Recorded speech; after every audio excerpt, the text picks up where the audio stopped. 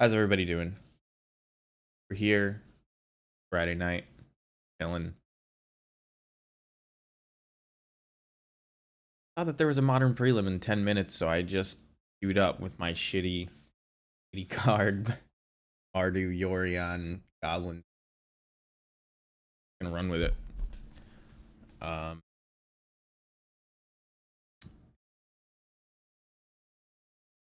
Playing against Gul Dukat, round one.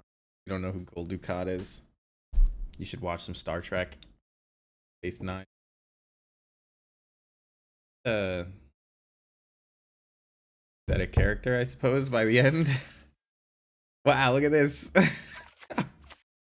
In case there was any question of whether or not you should take this deck to your next Friday Night Magic. These are the only two lands, by the way. I took out the other Savai Triome. The only two lands I believe that don't cast conspicuous. So that'll happen. This is a pretty decent hand, though. I think we just throw back a land with this hand. You got both Aether Vial and Mog War Marshal, so like got a lot of things to do if you don't draw 3 mana. And you have Fury, obviously, too. We'll probably shock Blood Crypt in, play Aether Vial. Turn to get Savai Triome. I think that's the plan. I'm gonna do my best to like really focus and care about the outcome. Lately, because we're a bit of an underdog, and just because Modern's kind of stale, I want to say, at least from my perspective. Been like uninvested because I'm just kind of on a pretty wild brew, and don't expect to win, but I also want to it or not. Matchups that I don't care about, I don't try that hard. I'm behind in important matchups. I'm like, it's over. But I'm gonna squeeze every ounce of blood out of this stone tonight. Understand what that means. Can't squeeze blood from a thing, but we're gonna try to squeeze every bit out of it. I'm not even playing music tonight. Chilling. Straight up silent and just to maybe concentrate a little more. But if Gul Dukat is gonna take this long to play a land, maybe I gotta something else. This looks like Hammer. Hammer or Black White Stoneforge. They're gonna Thought Seize me. Take my still have Fury. But then our hand kind of sucks. They go to 17. We will have all our colors of mana.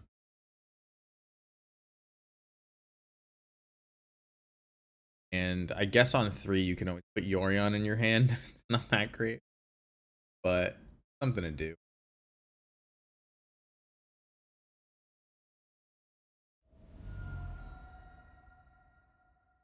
So they take Snoop as I suspected.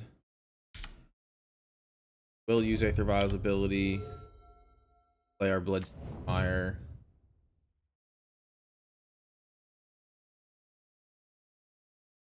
They know our hand. Just gonna get the F6 equity. Get Savai Triumph. You also can't mess it up if you do it early. Harder to mess it up at least. So there's a Saga, which probably puts this either in the Fiddlebender camp. Actually, it could be. It's Fiddlebender, or just straight up Hammer. They know I have the Fury. No, I have the Fury. This I can just get a Mountain. Of course, you can't with it.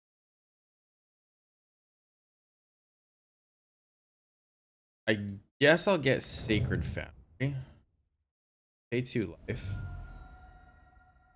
Play out Matron. I think we're gonna get Scoop here.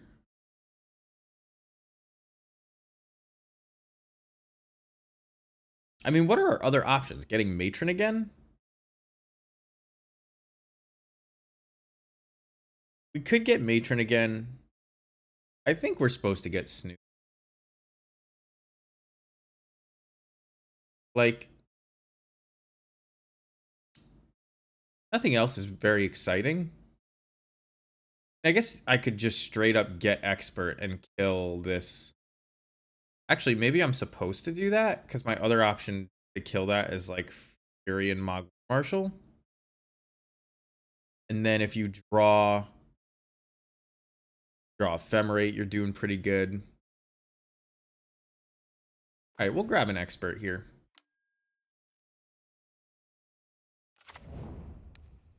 We'll just kill this before any nonsense. So next turn we can put Yorion into our hand and tick up Vile to 3. Get one step closer to Vile on 5.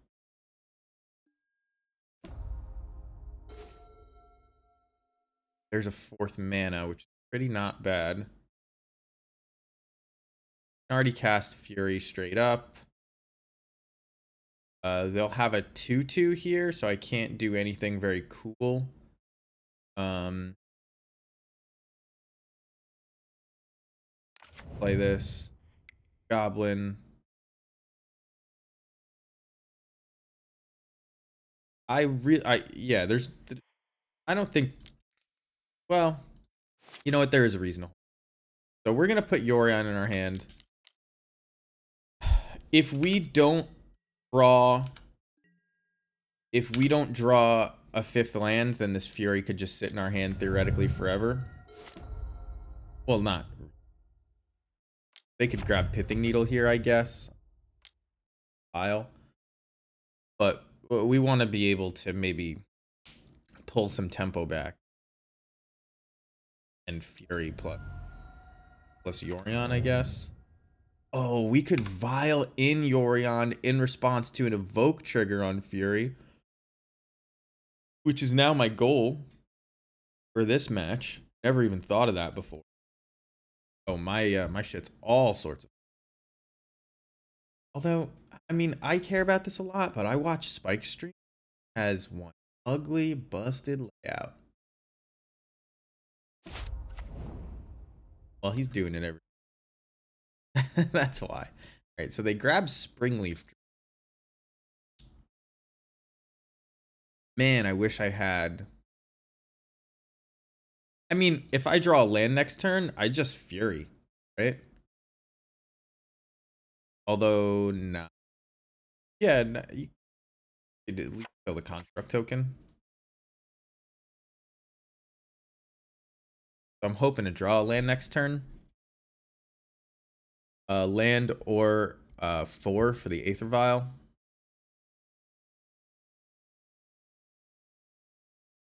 That would be good.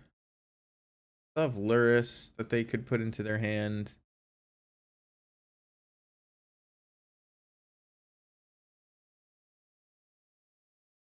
Even read that. That's even worthwhile to you guys.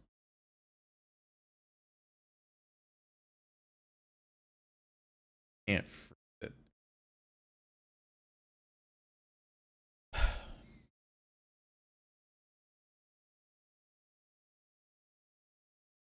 like them to do something. Does I don't want to call it dead air. I could be thinking about what they've done. Hell, they're gonna whip it 5, and you. I don't know where the complicated thought process was here. They know my entire hand.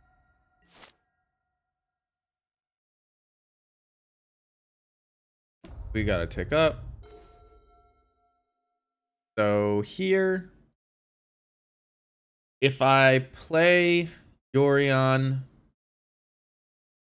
we just get Tutor and a trigger. So we could find a 4-drop. But I think I'd rather Vile Yorion in next turn. So we'll just shock. We'll kill the construct. Maybe double block.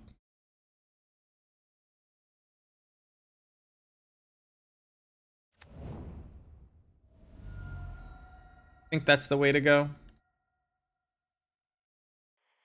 Red, red, red.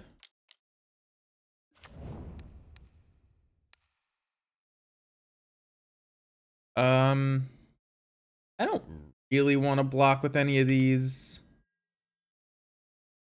And if they like path my Fury, I'm not dead. I don't think. I think I can afford to attack them for 2. I know I said maybe double block, but I think this is fine. Yeah, they go to draw a card looking for something like a path. There's a Colossus Hammer, which they can't actually equip. Maybe they oh, it does give them a little bit more trample damage.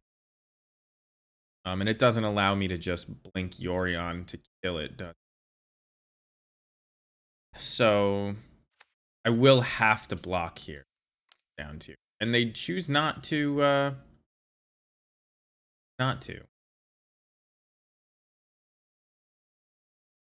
when I next turn probably play Mog War Marshal, Vile, and Yorion, I'm just gonna clear this. I don't know what this black-white is. If it's Prismatic Ending on Munitions Expert, maybe is what they were going for. They could also just like they prevent me from killing this straight up if they Prismatic my Vile, but I don't think that they are going to do that at this point. Maybe they will. But like to them, it's like he has 5 mana and Mog War Marshal, so it's like sometimes harder to put those puzzle pieces together of what that means. Which is 2 more goblins and another munitions expert trigger with 4 goblins in play. Dukat is thinking really hard though.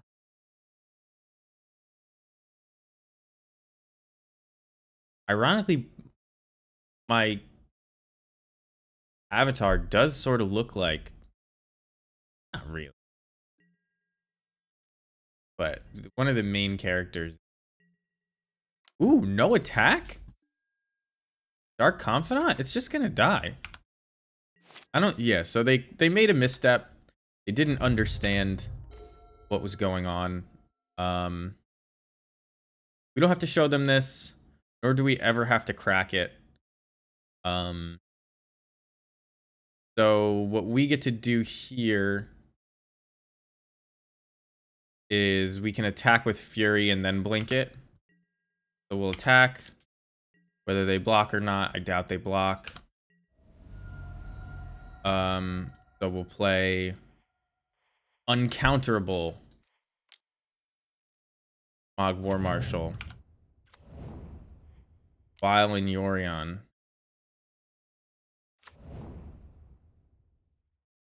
We'll exile 1, 2, 3, 4. Yeah. Done. They'll come back. So, we want the Fury to resolve first, I suppose. We hit 1 there. 3. That's okay. Alright. This to resolve next. Put that here so it dies. And it doesn't. Yes, we want to use Matron's ability. We probably want to prevent ourselves from dying to like some Colossus Hammer shenanigans. I don't think you have to worry about a board wipe. But we I don't know. Doesn't really matter. Just grab a munitions expert because we have it up right now. That happens. And we have a pretty formidable board state, I think we're gonna win this one. So, going up against Hammer, we actually... So this version of the deck has a worse matchup against Hammer than usual. We usually beat Hammer by just comboing them ASAP, but when you're playing an 80 card deck, you're not going to get to do that as often. That being said, I don't think it's going to be bad, but it's not going to be as good as the 60 card version. It's something you may see. I put Flame Tongue Yearlings in here just for Ragavan decks.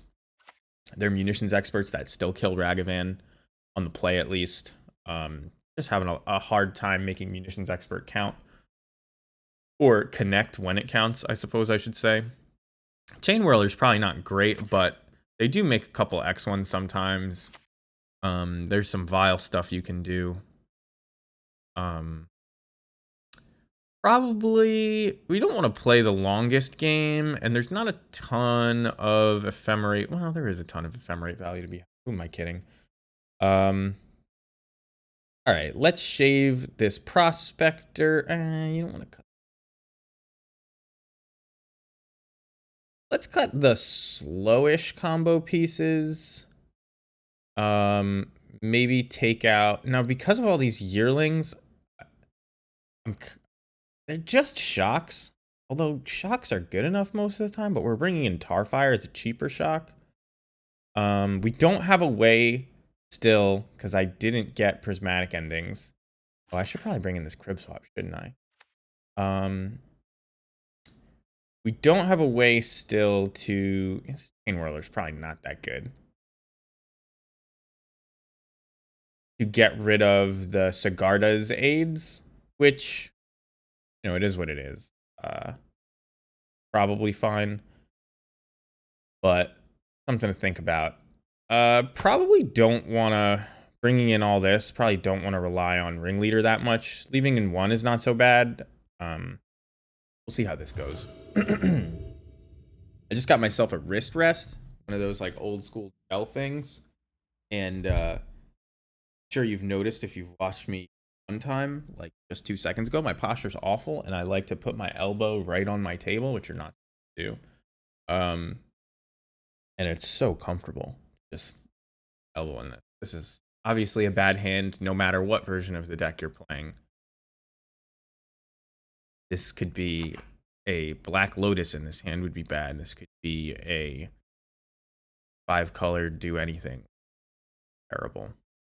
You just can't really keep one in a deck that has as high a curve as ours. That's why we're playing 32 lands.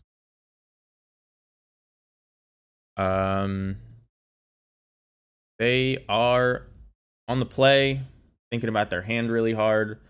We're gonna mulligan, hopefully, to a combo hand. That's like ideal. All sorts of in the way. It was like I had a headache from keeping it up. And are you kidding me? Come on, just give me like a keepable hand. I mean, I guess it couldn't look worse with these two basics, but at least I guess you know you're not going to draw them. I think fucking Thought Seed, a powerful card. Probably take ours. Oh, they take our Snoop, which says to me their hand can handle one Thought Seed, doesn't it? That being said, we got nothing to do on the next turn. Unearth, Pure Steel Paladin, Hushbringer. Doesn't do anything. Ornithopter, Unearth, Pure Steel Paladin. They actually can't cast Pure Steel Paladin. So I'm gonna just hope that they don't draw the double white, because it's the best card they have in their hand. The only one we would consider taking, I think. Like, I don't care about Mog War Marshal, right? Not triggering. Oh, actually, why am I being stupid? to get out of this, I need like matrons and stuff. Now they can just unearth this thing. But if they just get it into play, I mean, they're just gonna get it into play one way or the other. Make them waste their unearth, and then they can't cast Pure Steel Paladin. But I can also just like make them spend all their mana on unearthing it. But then like maybe they make the mistake of not playing it next turn. I mean, I can beat this. I have cards that I brought in that beat it that I could draw.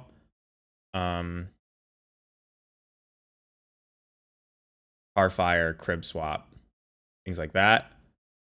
Ashlikmons also beats it. Or dying.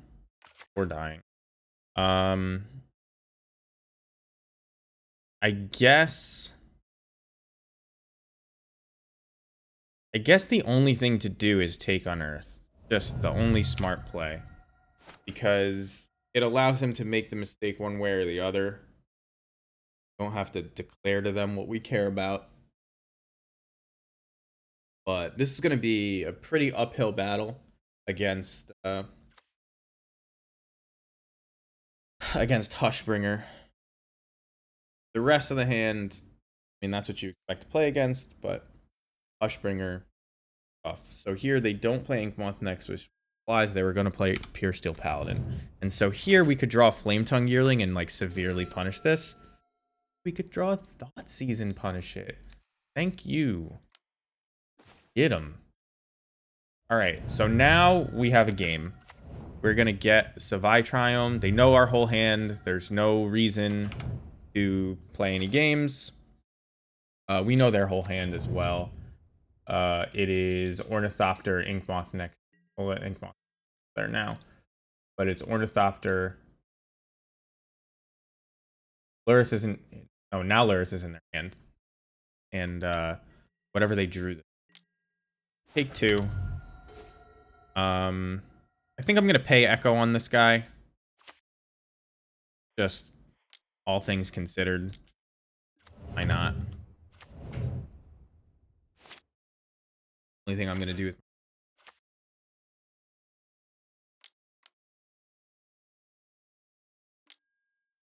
There's Lurrus. Lurrus gets back Hushbringer if I don't draw something to deal with it right now. So please draw something to deal with it right now. And that being said, I guess I can't pay Echo, can I? Draw it. Okay. I guess I'm gonna put Yorion in my hand, because then if I draw a 5th mana, at least I'm not getting beaten to death by 1/2s and stuff in the air.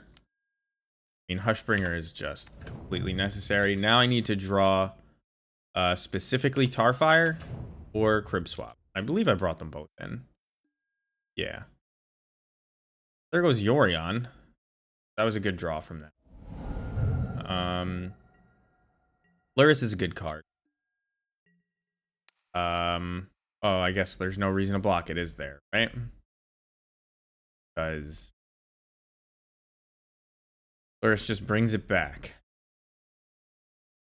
So I have to kill Lurrus and Hushbringer in the same turn, which means I'm gonna need like Munitions Expert or Yearling. So this sorta does it? Like next turn? Oh no. It doesn't even trigger.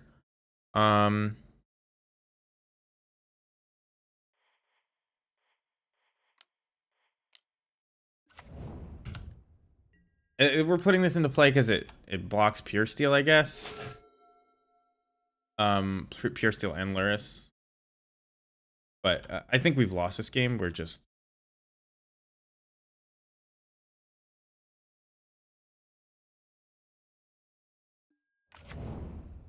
They just equip this. Inkmoth Nexus.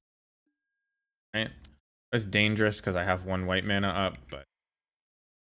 Could have... They get flying again by activating Inkmoth Nexus again. Okay, so after seeing that, how do we combat it? We don't have anything better in the board, that's for sure. So we're just gonna hit submit. I mean, I guess you could put more yearlings in and take out like thought seizes, but thought seize was the only thing that kept us going against Hushbringer. So we're gonna hope to get a combo. Okay, this is a combo-y hand. I'm gonna keep this. We have a lot of good draws here. One of the best draws is Conspicuous Snoop. Turn 1, we're gonna play Mountain. Aether Vial. We have no white mana in this hand, but we do have Aether Vial. So, you know, except Ephemerate, and we have kind of the red version of Ephemerate. Wouldn't that be sick? Oh man, if there was a in Kamigawa some kind of Kiki Jiki themed red twin spell, like I'm talking about, you know, sorcery or instant speed, like make a copy of target creature and sacrifice it at end of turn. You know, the red Ephemerate, that would be sick.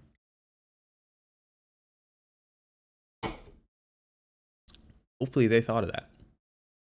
They mulled a 6.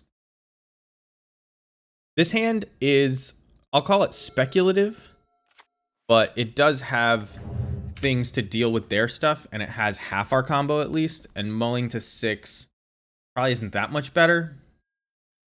So they ending the vial, which is fine. Draw the one ringleader. Don't really want. I'm gonna put down this Graven Cairns and pass. Hopefully they play something like Esper Sentinel here. If they had Esper Sentinel, though, I think they would have waited on the Prismatic ending because, well, they don't really know that we have, like, no 1 mana value to get, but, you know, letting a Vial take up to 1 that big, right? Like, you're killing my important Vial still. I still get the 1 mana thing I could have played instead, and it's, like, the very smallest bit of tempo I could imagine. Straight up. I think what was the problem was that the hair is like heavy as hell now. So pulled my hair pretty hard. So when I put it like further back, so it's not like bobbing around on top of my head, it gives me a head. Well, there's a Snoop. I've already used a prismatic ending. I don't think I can reasonably wait. So we're gonna leave up red man. Just because I feel like they're probably afraid of red mana from the red deck more than they're afraid of black mana. Just because we are like actually a red deck. Now, they can't prismatic ending me. Can't do it. Just can't do it. Now they can. But if they prismatic ending me, they can't Urza Saga construct. We'll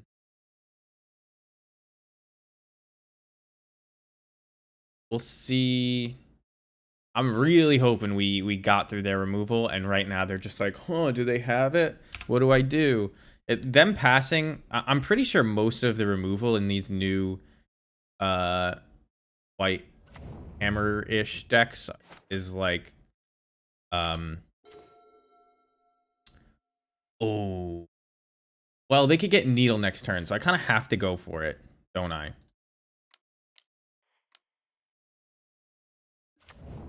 And it looks like we got there.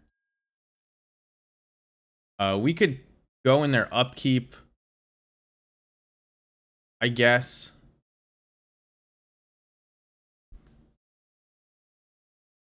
They're completely... We could wait for them to tap out here or just go in their upkeep. So I think that's fine. I have to put a stop in their upkeep. Nothing really changes.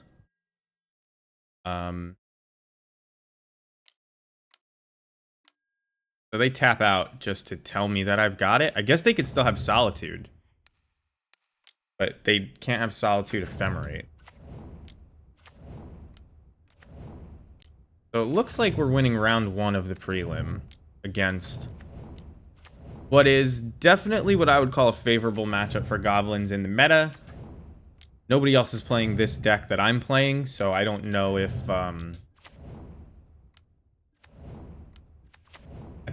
I don't have a ton of data to say that this is a favorable matchup, but not even everybody recognizes that this is a favorable matchup for us.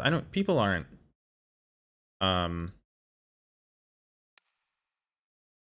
people don't look at the deck the same way as I do. I think they just don't have the same number of reps, and they assume it is something it isn't, because you can play it as something that it isn't. But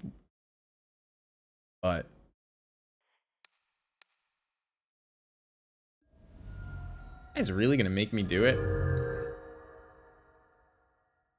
Like, you tapped out on your end step.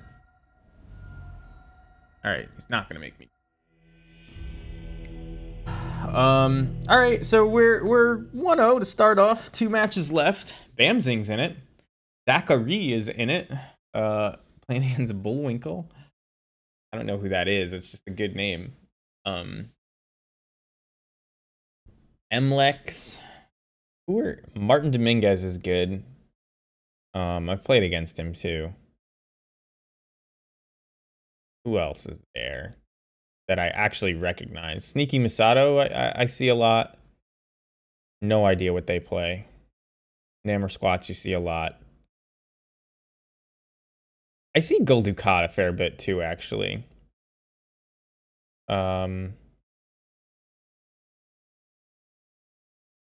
Dario? I don't know why Dario MTG is like ringing a bell.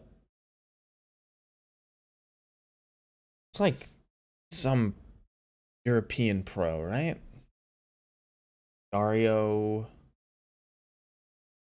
I don't know. Keep wanting to say something like Italian. Dario even an Italian name? I don't think it is. Ooh. It's my PayPal. No identifying information there, but I had to buy 5 tickets to get into this $30 event.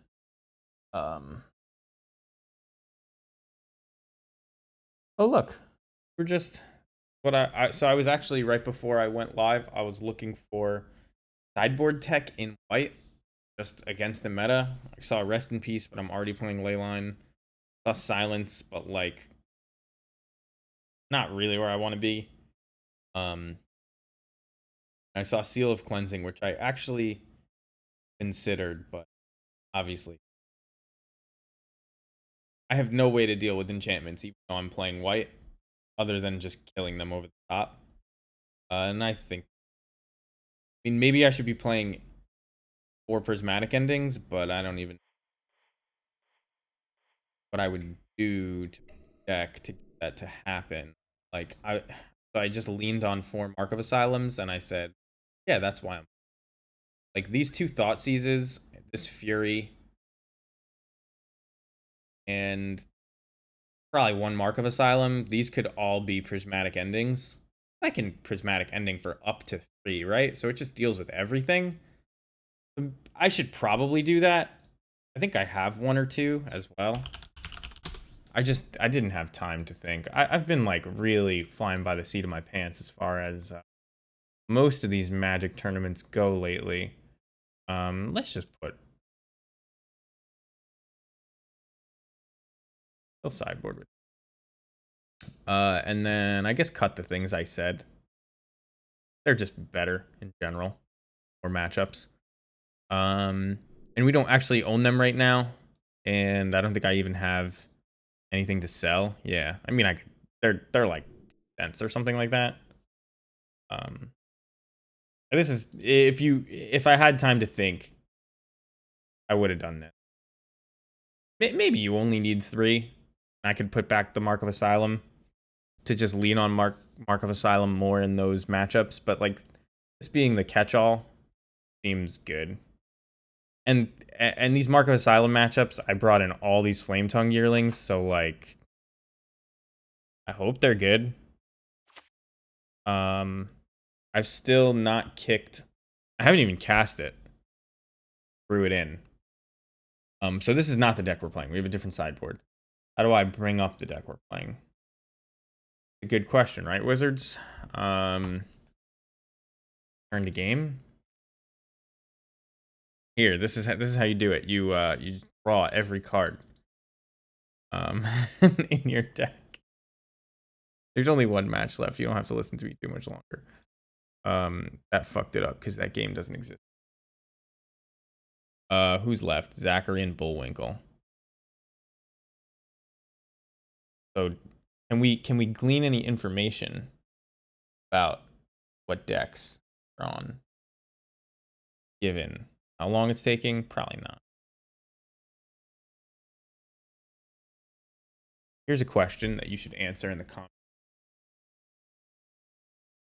or in my Twitch chat right now. What timer actually takes less total time maximum? Arena or MTGO? MTGO maxes out at like 55 minutes with the desync. You can get a 55-minute round. You know, players have 25 minutes. Doesn't actually work that way because, you know, there are seconds of play where clock is being passed back and forth. Credit some, however the hell it takes. Because Arena technically doesn't end, right? Or does it? Does Arena have a total? I know it has like a hidden one, but I thought that only came up like once you started timing out and stuff. But maybe I'm wrong. Correct me.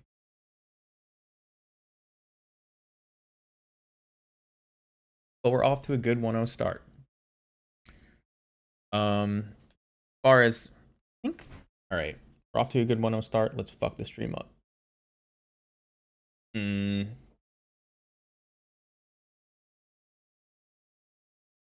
I'm trying to not reveal the ungroup spot. Yeah, that looks fine. I noticed that I was like camera and I didn't used to. That's better. My shirt actually also looks my shirt is orange, but it was looking real red a minute ago. So maybe we'll get the 3-1 and people will be like, what? 80 card goblin? That's a thing? But in reality, it's like the equivalent of a Friday Night Magic tournament, right? Like we have some of, I would guess, the best players in the country percentage wise, like a higher percentage than you'd find at the average FNM. So it's slightly more than that. But in all honesty, I wouldn't call this tournament. What's the word? Stacked? I don't know what the opposite of soft is. Like, you can say there's a soft field, poker or magic, but what is like a hard field? You know?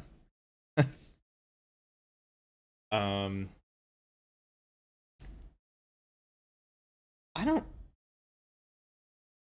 So I just played Inscription, which is really good. Like really, really good. If you haven't played it, I definitely highly recommend it, especially if you're definitely had a lot of fun with it. Lots of jokes and shit targeted at us Magic gamers. Card game, but I've been looking for something else to play on. I kind of almost bought Monster Train. It's this same kind of thing. I don't think there's a story. It's like, am I really doing? The Inscription story is kind of what drew me in the most. Really enjoyed that a lot.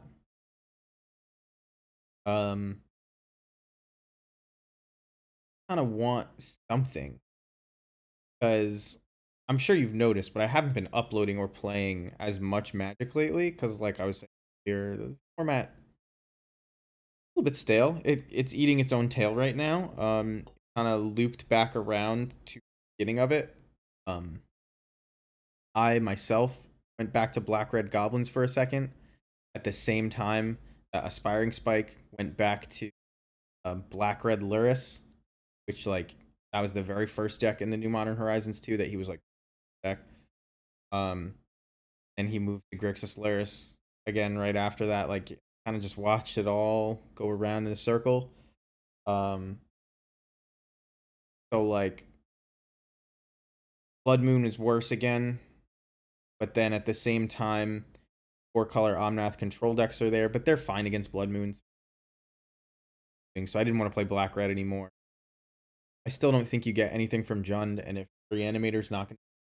When I say you don't get anything from Jund, you get some good stuff from Jund. A lie that you don't. But what you get is Grist and more turn 2 Blood Moon and 3 mana cards from Ignoble Hierarch. Other than that, Ignoble Hierarch is a glorified land. Not because all mana dorks are glorified land. Not true. Making extra mana is like one of the most powerful things you can do. Like early on. But we just don't have the 3 mana cards to leverage it. Our strongest cards are still 2-drops. Like if we play an Ignoble against, you know, something like a Ragavan deck, or even an Esper Sentinel type deck, or a Hammer or something like that, not only can they easily answer it with like, 4 to 8 cards in their main deck usually, it's like sort of on curve for them just because of how the decks are built. And it's also not even good if it survives. Like, Grist is good. Turn 2 Grist, make an insect. You now block a Ragavan. Cool. But it really shines killing planeswalkers and bigger creatures. So, like, you need it to be Boomer Jundy type field. Not Boomer Jund specifically, but things with bigger creatures. Bigger creatures, planeswalkers, lots of time, incremental advantage gained from. I would play that. Maybe find room for like a copy or 2 of Unearth, but still try to run 4 vials, but just like maybe you put Unearths in the sideboard and you side them in against the red decks, just to give you like a little bit more oomph when you're siding in ley lines and taking out vials. It's red-black that you're doing that against, really, and red-blue. That's a sideboard strategy. That could work. But anyway, I'm looking for like, I don't know. I like RPGs, right? Who doesn't? I do like Hades type games. Like Binding of Isaac was good. It's a roguelike, but I feel like it doesn't have enough story right now to keep me interested. And like, doing it so I can play it on stream too, right? You don't want to play a game that's sort of played out, especially when I'm not even dying to play it anyway, right? It would be one thing if I just wanted to get it done. Obviously 30 more seconds and starting, so we'll see who's in the winner's bracket with us. Gladiator Guild Manager. This looks like a, what do you call it? An idler. People spend money on idle games. I just don't. I have friends that love idle games, not that spend money on them. Like Cookie Clicker. We've gone through that game a few times. I think you can buy it now on Steam, but like, why would a person do that? I don't even buy like a desk ornament. Buy some little USB thing that spins. We'll reveal Yorion. They're revealing Luris. Our hand is kind of dog shit. Like War Marshal into Chieftain is kind of good. Fire of Heroes is kind of good Against a random Luris deck that's mulliganing, I guess I keep, because you don't want to mulligan against Thoughtseize, which is like half the Luris decks. If this ends up being Hammer, hand's like a little bit worse than usual, right? Let's take off this upkeep stop, because that'll drive both me and them nuts. And it looks like it's Hammer. So our hand is not great. Again, not a bad matchup. So can't complain too much. We're gonna grab the Savai Triumph at the end of their turn. I clicked yield until next end step. I was very certain. Oh, I should have seen. Person is a Hammer player. Last seen 23 days ago. Now they grab Hammer. What that means for us, I'm not sure, because they don't necessarily have Sigarda's Aid, but if they do, we're gonna have a bad time. But we're at least gonna be able to block if it's just Hammer, so there's that. Urza Saga can get Pithing Needle. It can also get more hammers. It can get the Trample Lifelink, Shadow Spear, which would suck. Looks like it's gonna be Sigarda's Aid into Hammer. Yeah. Okay. Well, we'll block the 2/1/1s. Okay, we'll block a 1/1. No, why don't we? Is there a good block here? Like if I block like this, they put Hammer here. Whatever. Right? I end up with a 1/1. I play Chieftain to continue the chumpage. I don't block both. I don't understand why they didn't attack with Memnite. I guess they didn't want to like definitely lose a 1/1. Yeah. So, end up with a 1/1. We're okay. Ooh. Does that change anything? Curve-wise? Like, now their Hammer's in play, but they're gonna get to attach another one to whatever they want. So, like,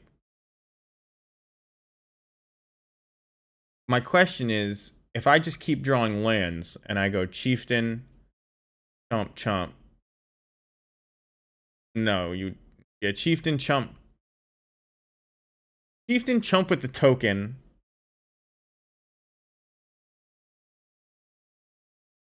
I don't think I can do anything. I have to play Sling Gang if I'm gonna survive, right? Which, worse plays than that. I'm not complaining. But I'm gonna have to play Sling Gang next turn instead of Angel if I'm gonna survive.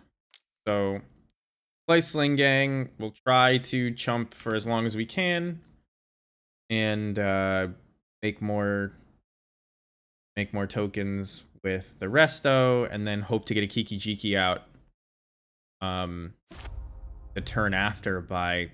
Oh shit, that'll be such a cool line. Oh my god. We're like actually really close to winning. So they got Lifelink and Trample instead.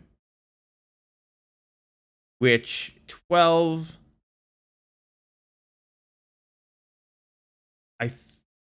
Okay. I mean, we can't kill them.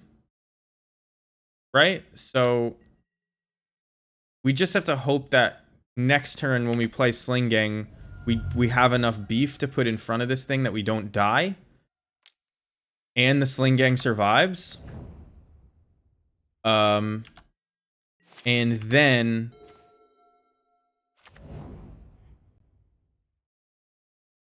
Can't deal 32 damage, right? Is there anything I can do here with Pyre of Heroes? Like, once I get Sling Gang in play, I can Pyre of Heroes that into a Kiki Jiki. So, like, if they hadn't gotten the Trample Lifelink, you know, we have outs and stuff. Game 1, right? Crib swaps in the board. Okay. So, yeah.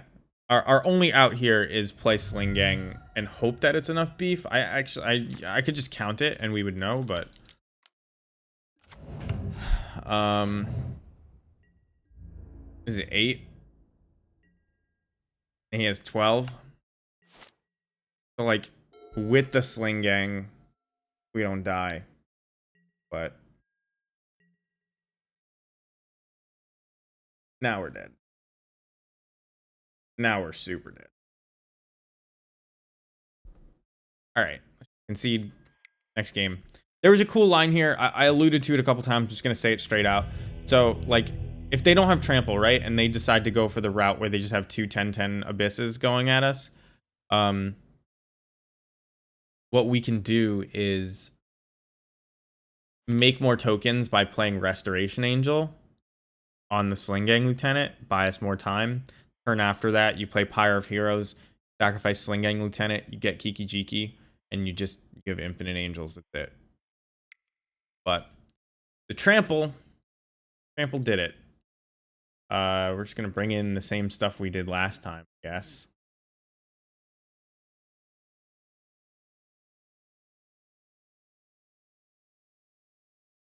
I think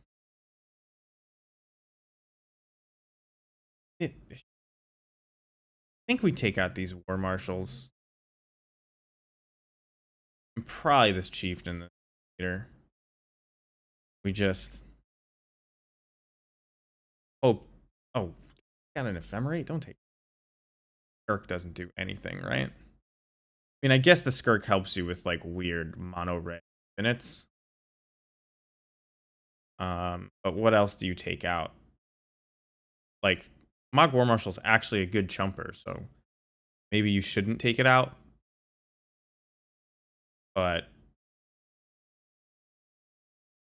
like what am I?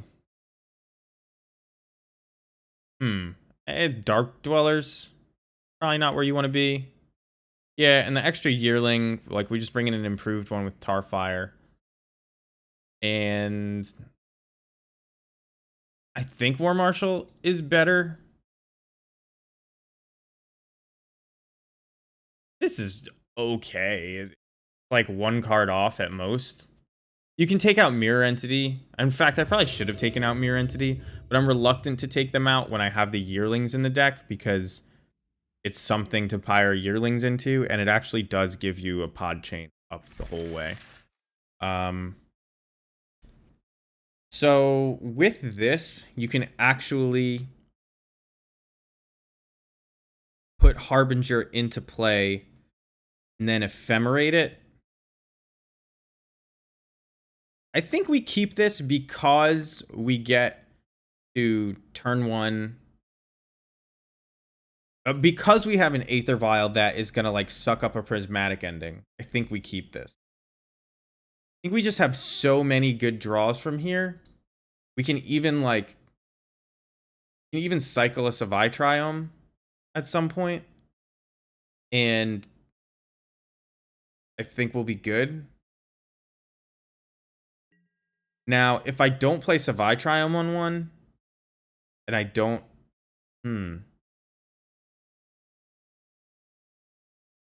I think... Do we Cavern on one? Or do I Mesa on one? Well, if I'm gonna Mesa...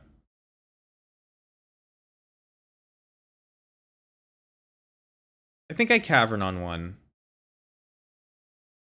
And then... probably Savai Triome on 2. When we don't draw anything. The Harbinger lets you get Snoop, and then the Ephemerate lets you do the combo again, right? We completely expected that. Now we're just gonna play this Triome. Now our mana is pretty much perfect. You need double white to play Yorion. Have it.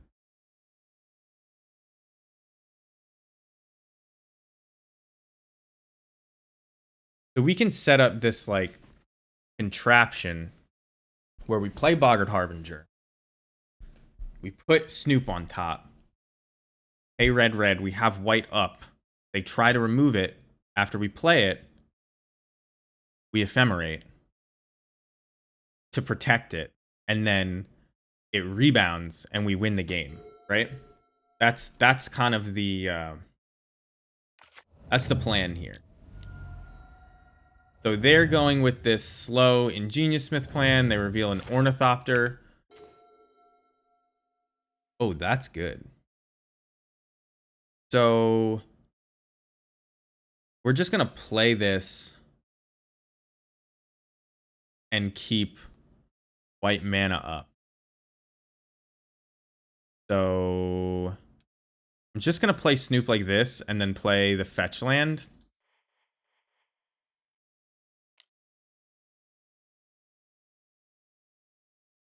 Yeah. Oh, that is a good thing to have on top as well. Not only do you want to draw that, but like in the worst case where ephemerate doesn't work out because they, in response to your fetch land, do something. Sanctifier, when it enters the battlefield, yeah, doesn't matter. So they're just dead. They tapped out. And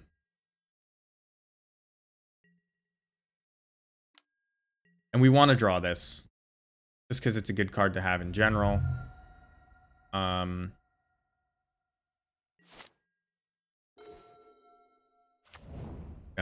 dock it in. Black. Yeah, okay. I was gonna crack the fetch first, but it doesn't really matter. They're dead. Jiki jiki. And they kept one removal spell, as is tradition. So that was like, I mean, we drew the Snoop, but like I was saying, we had a way out of that, even if we didn't draw the Snoop. So with this being the Genius Smith build, which I don't know if the other one was or not, but we didn't see. There's like an argument for more Flame Tongue Yearlings or Ringleader type cards and maybe Dark Dwellers. Right? There's no, had it up early. There's no like, yeah, there's no Ingenious Smith and Steel Shaper's Gift, and they were black white, right? Yeah, this is the build I expect to see. But I mean, it's not like pure Steel Paladin, and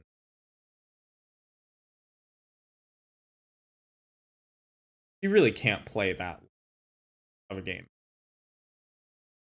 But I think we stick with what we. It's like, you don't, why slow yourself down when the way you're trying to win is combo, right? Wow. Do you keep this?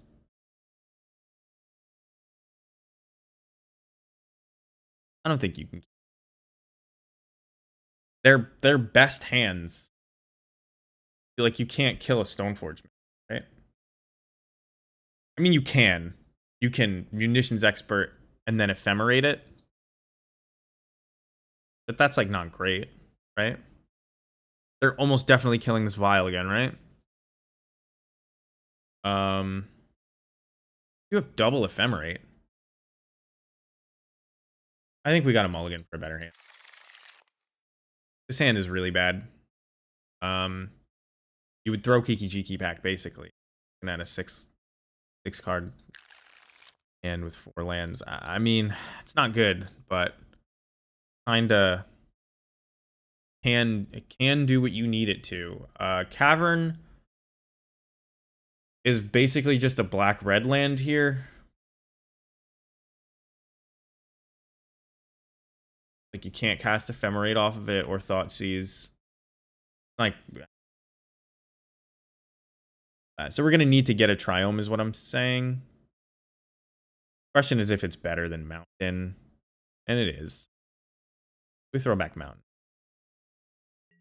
We need to get lucky. Maybe that first hand was a keep.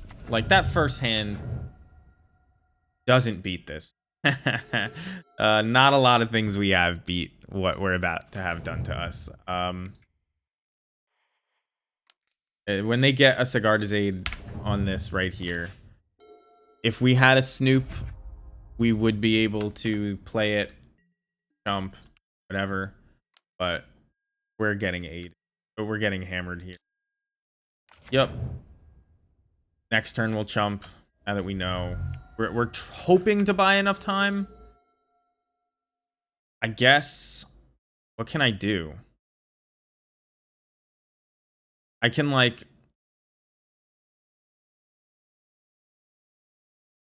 I can play Matron.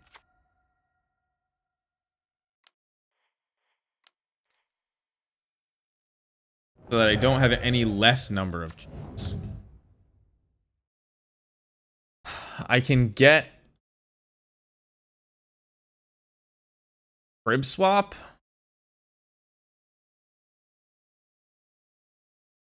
And then they just kill us with constructs. I can get Crater Maker. Isn't bad. Chump, get Crater Maker. But you're obviously in top deck mode, but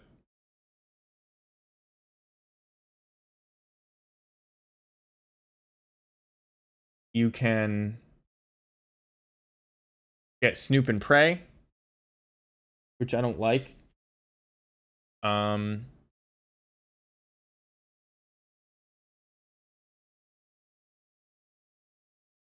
Yeah, I mean, I think Crater Maker is the only thing. I won't say that makes sense, but I guess you could just chump forever. Get Mog War Marshal. Like, my other option is get Crater Maker, kill Hammer, but that loses to another Hammer, doesn't it?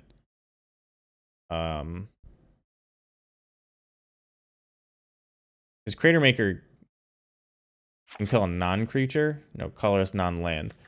So Crater Maker does it for a second or two. Like, I can kill the Mem Knight, but then they make a construct. We get beaten to death by constructs. That's we're coming full circle here.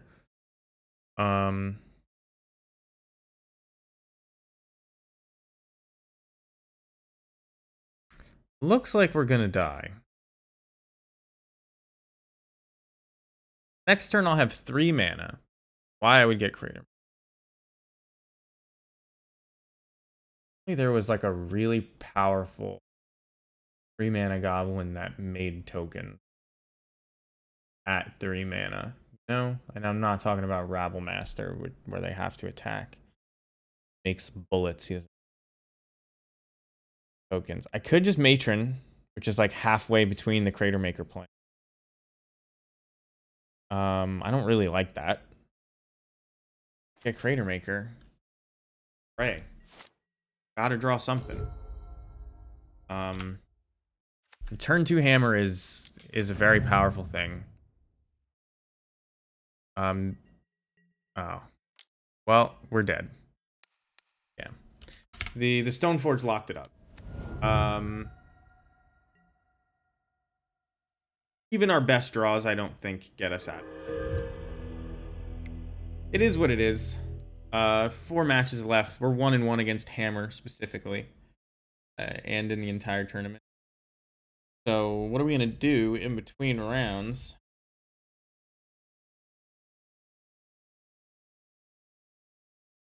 I mean,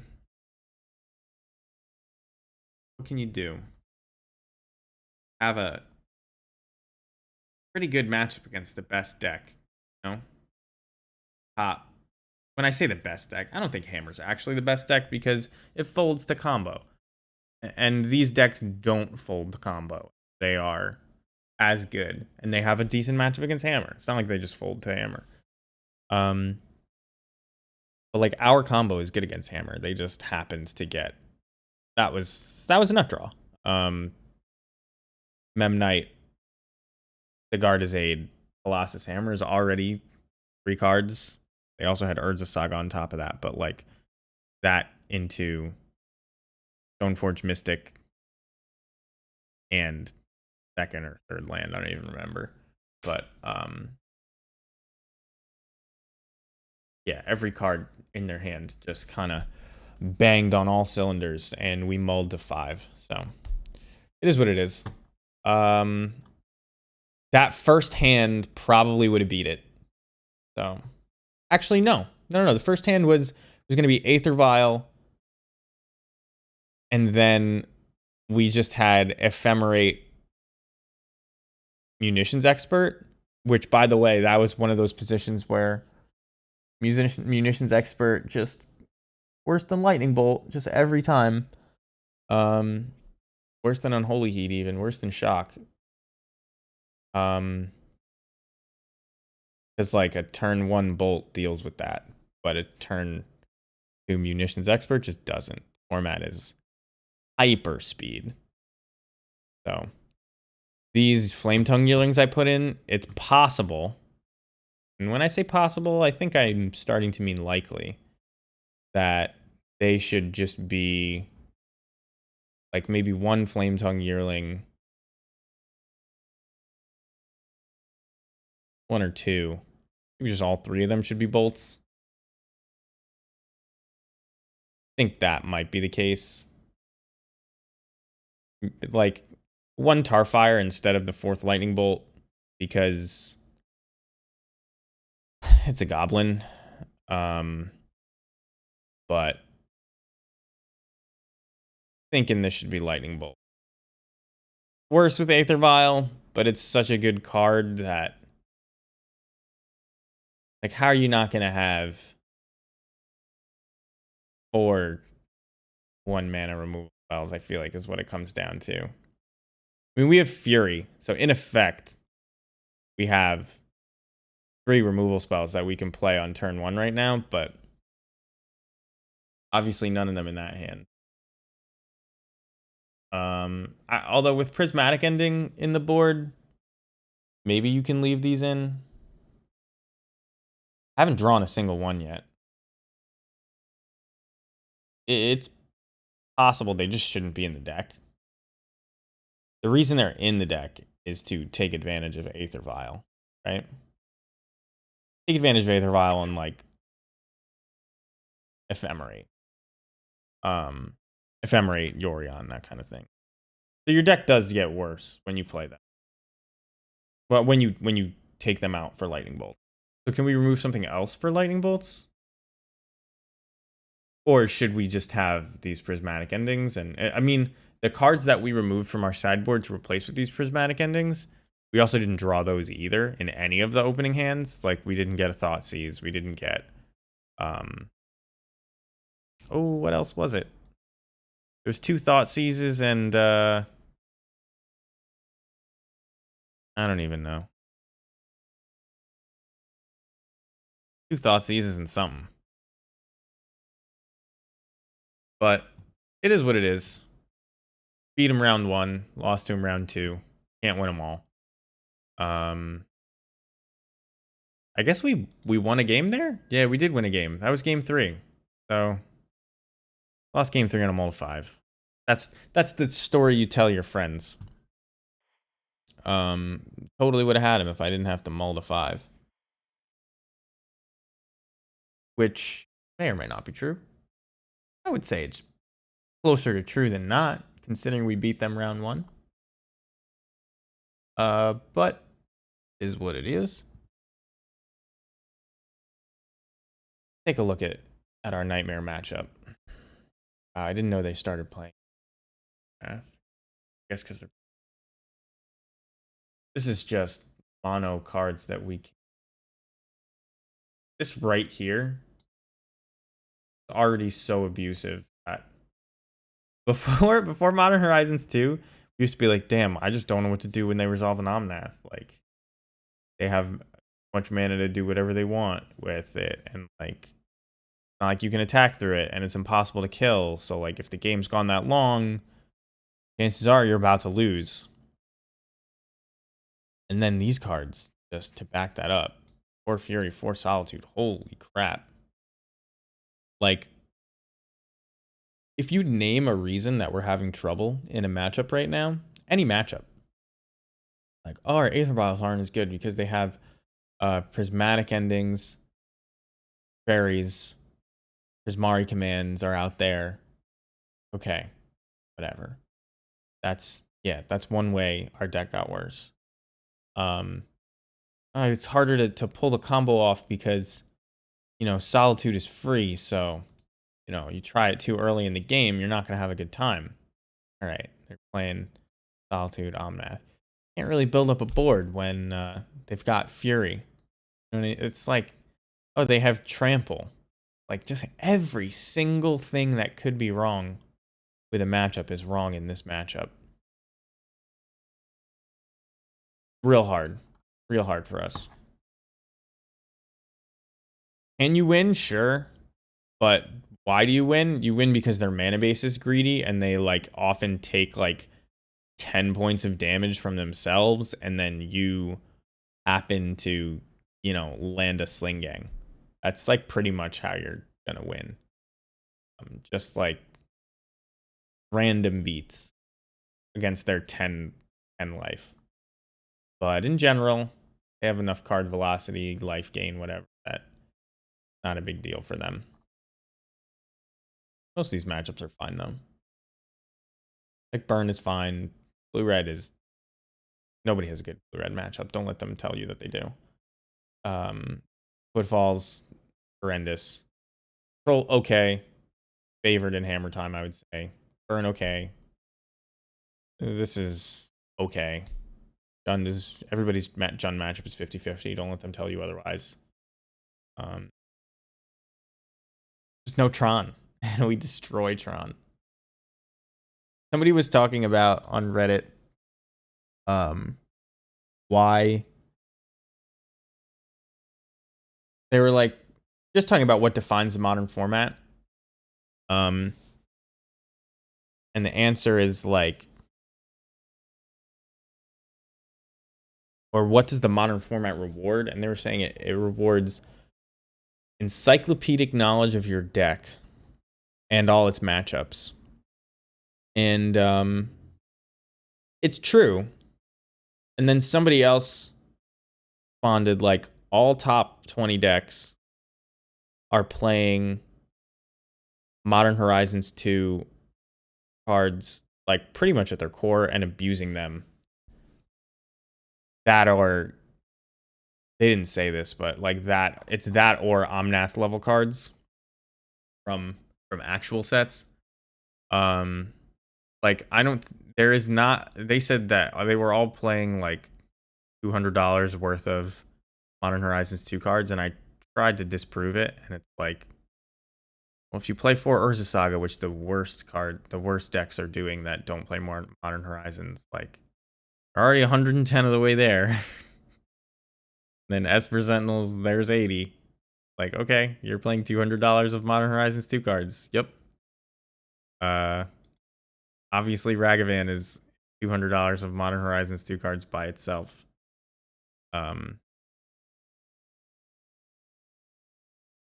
There's $200 of Modern Horizons 2 cards. Right there. Right there. Don't even worry about prismatic endings. Don't worry about counterspell. None of it. Solitudes. Do what Burn plays. So now Burn... Now, that's...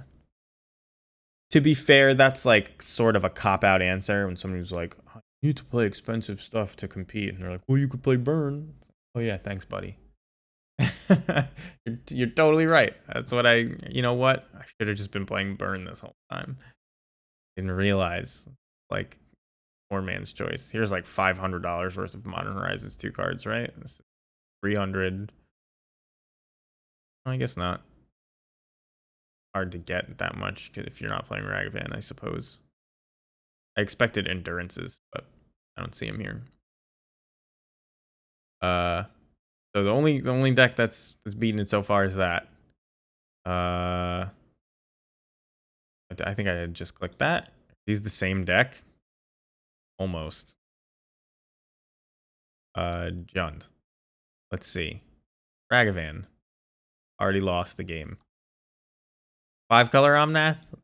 Well, that's not 4-color Blink or Crashing Footfalls Omnath, right?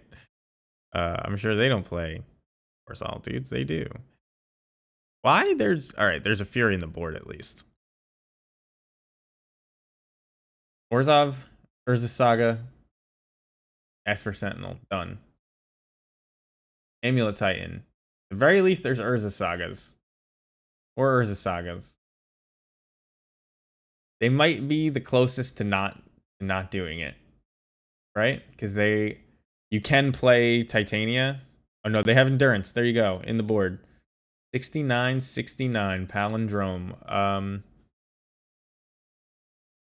There's $200 worth of worth of Modern Horizons 2 cards. Let's see. Yawgmoth. Yawgmoth has the potential to beat out that trend. So this is a Modern Horizons 1 card. But even that set, I don't think is as pushed. They got about $50. And then 3 more endurances, so $150. I guess they're the farthest outside of it. 160? Because they're playing Yavimaya. And then the rest of these already existed. Oh, did they play Ignobles? 185. Yes, they're playing $200 worth of Modern Horizons 2 cards. Keep going. Reanimator. There it is. There it is. There it is. Just like every deck. Like, and the reason it's relevant is because like it's one thing if Prismatic Ending becomes a staple, or Force of Negation, and it's not $300 becomes a staple, right? Like, well, no, the whole point is that they're fucking crazy expensive. So like, that's one thing. But it's like all of the mythics are seeing play and being abused. Like Shardless Agent becoming a staple, whatever. You can afford Shardless Agent, right? You know what I mean? It's $3. But all the mythics are just overpowering the format. It includes Force of Negation, yes. So this is the closest. Oh no, 4 endurance, $140 plus 4 griefs, $200. Not a single card, not a single deck has escaped it. Here it is. 4 endurance. Oh, that's what we had already clicked. Blue Living End. Oh, Mill doesn't do it. So you can play Burn or Mill. And then you're all right. Those are your choices. You don't have $200 to drop on Modern Horizons. And it as a budget conscious player, kind of sucks. Just because, like, it's everything they promised. Mono Red Prowess doesn't do it. It's everything they promised that Mythic Rarity wouldn't be. This is a hot garbage deck. Took 8th in a Modern Challenge, probably on the back of never drawing Abbot of Carol Keep. That is my guess. Like, not a good card. They had some kind of sun run, this board, and I wouldn't look twice at that. This is Mana Symbols deck. Yeah, there you go. This might actually buck the trend. So like I'm saying, it's one thing if Prismatic Ending is a new modern staple, right? Like $14 uncommon, whatever, you can get them if you need. But the mythics being just overpowering in all of the top decks, like it says something, right? Force of Will is a format defining card. So this is 1, 2, 3, 4, 5, 6. So 6, 12. We had to go. It'd be 6, 12, 18 if we went this whole row. So the top 15 decks all have $200 of Modern Horizons 2 cards in them. Unless, of course, they were Miller Burn. Outside of the top 15, it's still mostly true, as you can see. Like, this is Tron, so like, really get anything. Right? They're not even playing Urza Saga. They're not even like pretending. He's fine.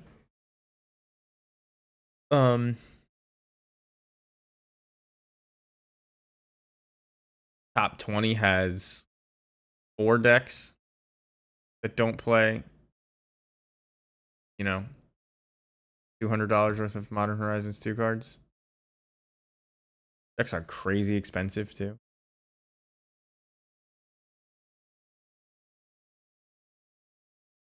So you got to go pretty far. You can see how deep. And I don't know. Is it sustainable? Sustainable in its current state? Definitely not. But can they print enough good new cards that it takes the shine off of the mythic elementals? I think it's very important that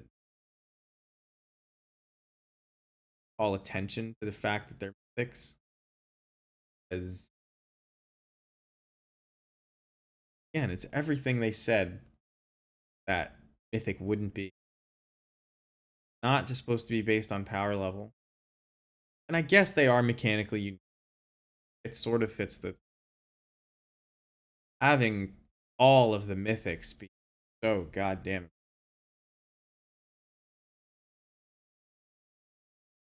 I mean, what mythics didn't make it?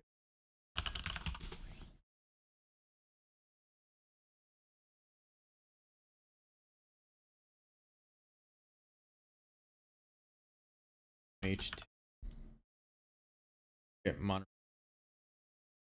What mythics are not played? Scatterfang, Dakon, Gaia Drone, Darth 1. He's 4. Grist is actually Grist is gonna get better as so the mythic elementals make format slower in a sense. So if you can generate enough value up with them, you're gonna be okay. So when black green decks that Crystal be better. But every single one of these, Ferrari's Wake, whatever. Balloon didn't really. The rest of them. Which speaks 25 mythics and 4, 5, 6, 7 of 8 of them.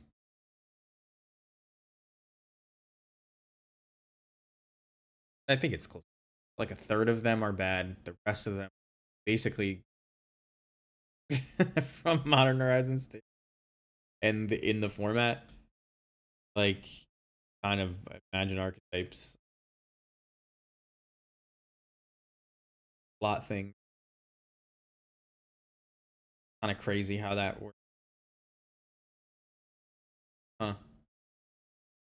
Makes me believe Dakon is probably better than it's getting credit for. Battlefield with loyalty count.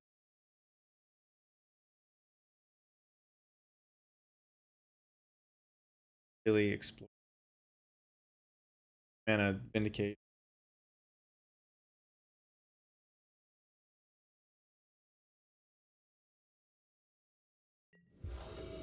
Prismatic Ending. It's right in a Prismatic Ending grief deck, so surprised. I guess it's just that its ultimate doesn't do shit with artifacts and nobody's playing artifacts in these things. like, I guess Esper Stoneblade deck that they're hoping for. But yeah, Esper Stoneblade with Dakin's probably deep, but Dakin be this card. Now, if that was a cool card, if that was a good card in the format, that would be cool. He and Blitzline 27 duking it out for the 2-1 spot. Yeah, this is a sick hand. Keep this. Like, this hand does everything you could want. When people ask you why you should play this deck, why they should play this deck, this is the reason right here. Get a Sacred Foundry, Flame Tongue Yearling and stuff. Got Aether Vial coming down. It's gonna be great. Look how much better. Look how much better. Oh my god. Look how much better Flame Tongue Yearling is than Munitions Expert. It's insane. Play it. Oh, I was wondering why it wasn't doing the thing. I can't even, like, can't do that. We're gonna use this Aether Vial to go off at instant speed in response to some kind of mill, so I hope we draw land here. We don't need to draw land, but I'd like to. Because then we can just get our Snoop and then tick up to 3 and not worry. Now they can Archive Trap us. Now, Flame Tongue Yearling, if you play this in a deck with Drum Gully, it's like even better. Something to think about. Something I've thought about. Oh yes. Okay. So here we can Snoop. Now, wait a minute. Let's take a breather for a second. Is it possible that I don't want Snoop here? They play fetch land.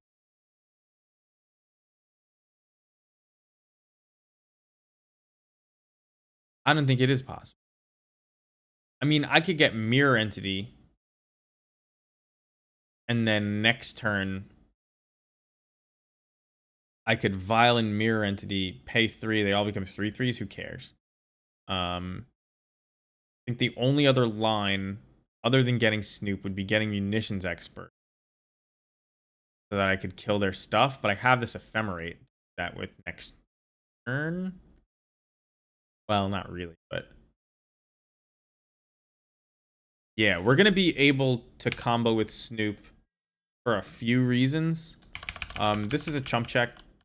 We could have a Munitions Expert. Doesn't matter at all. They call our bluff. Whatever. Us not attacking informs them we don't have a Munitions Expert just as much, right? So doesn't really. So there goes. As long as we don't lose all our Kikis and Sling Gangs, we should be fine. So there's that.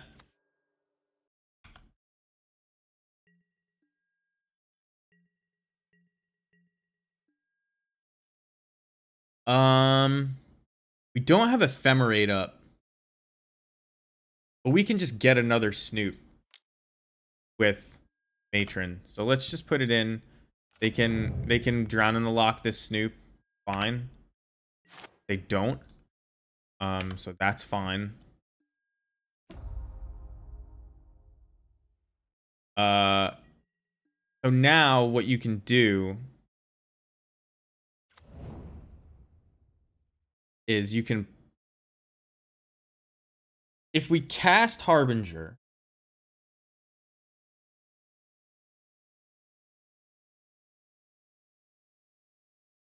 what do we like have to lose?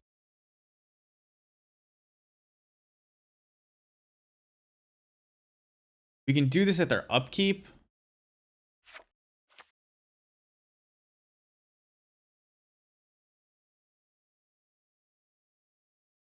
So if I have to ephemerate, yeah, if I have to ephemerate Snoop, I want to be doing this on their turn. I think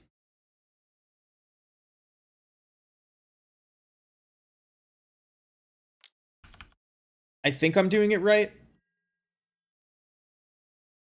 I'm not entirely sure, but I think we're supposed to play Matron here.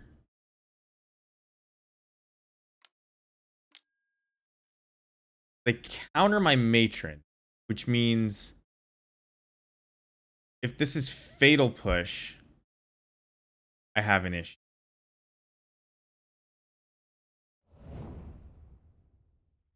So if it's Fatal Push, they have Fatal Push in their up. I don't think they're going to be able to resist returning Oro.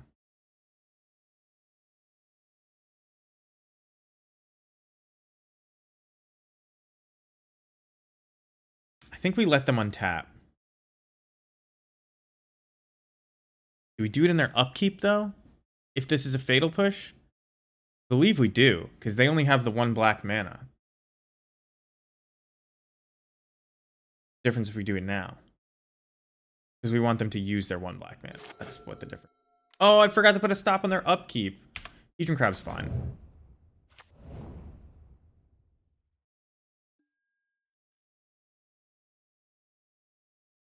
Whoop. There we go.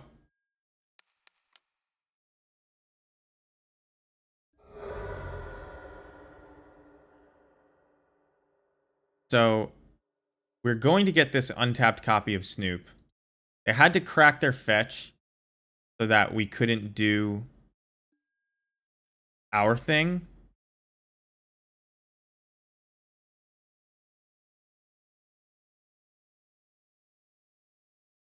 We get an untapped copy of Snoop.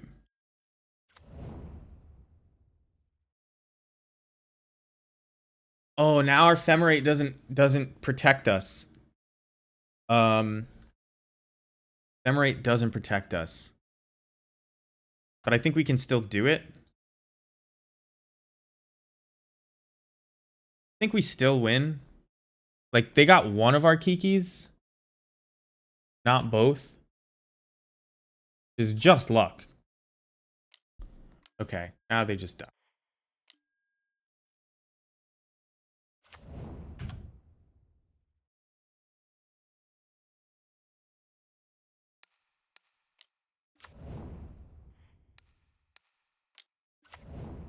Shouldn't have tapped out. This is... I will say that this is a combo-centric field. Hammer, hammer, mill.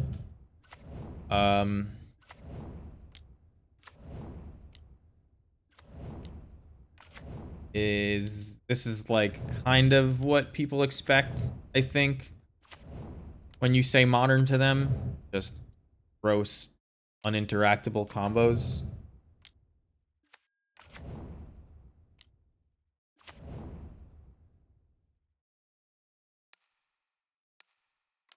We can even ephemeral here instead of last thing is.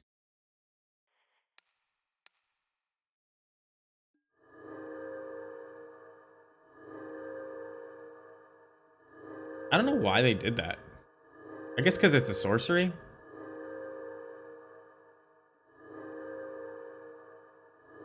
Pretty sure I revealed it though. Right? Yeah, I did.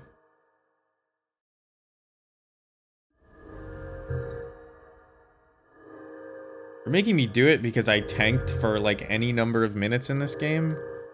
But like, I'm playing against Mill.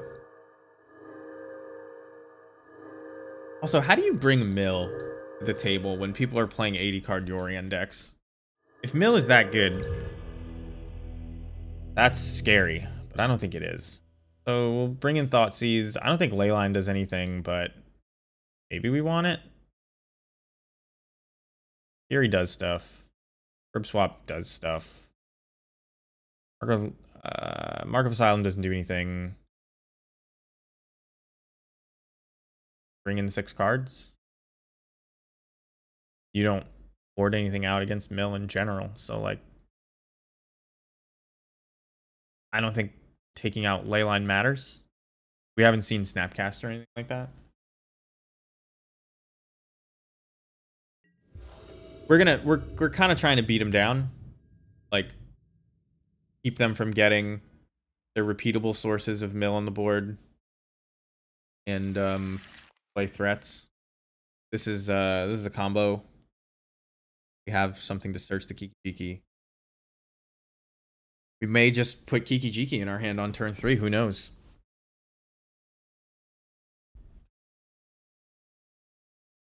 You can also reset Harbinger if you search up Snoop with the Matron. Or you can Harbinger, get Snoop. That is really a big deal for Ephemerate. That, you know, I don't really push the deck anywhere, so who cares? But being able to, on turn 3, play your Harbinger, and then having the combo ready to go, feels like that's a big. I'm just gonna play Blood Crypt untap. Not that we can actually do anything. Yes, if I had something, I would have definitely killed this thing, but maybe it causes them to play a little different. And our life total is irrelevant. That's the main part. You don't just bluff for the sake of it. So this is probably Drown in the Lock, which means it's good that we have this Cavern of Souls. It's bad that we can't play Resto or Ephemerate yet. But, I mean, it is. I guess the only card that, like, it doesn't matter if they know about is Ringleader. But I can just save this. It doesn't make. So I am going to play Matron. Probably not grab Snoop.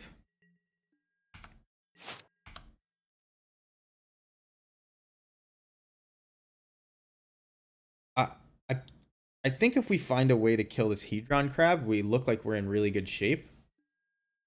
So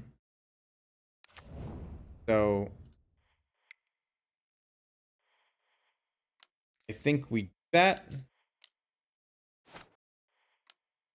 Blue mana, start dominance. Because I do feel actually like we're in a good position here.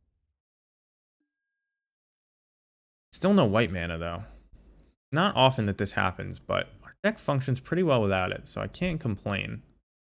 I think that getting Munitions Expert is probably the right call. Doesn't give us a ton to do with our mana. So what are the other options?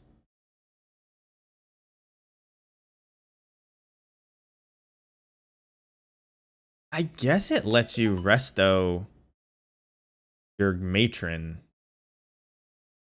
if you get a white man. Fuck. So we could expert. I gotta silence this. We could get Snoop and play it. It doesn't have protection. Could get Chieftain. Just start swinging next turn.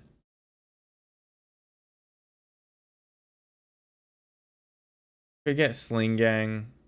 Sling Gang is probably one of the best things to get because of the Trash Master and the Ephemerate and the Resto Angel. And like, if there's ever a combo line where we wish we had Snoop, we have Ephemerate when we draw a white land. Actually, kind of feeling either Pashalik or Sling Gang.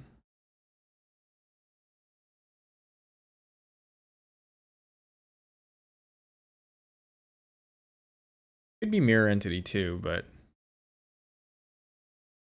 I think I want Sling Gang Lieutenant. I think that's what I want. A little bit crazy, but that push Trash Master.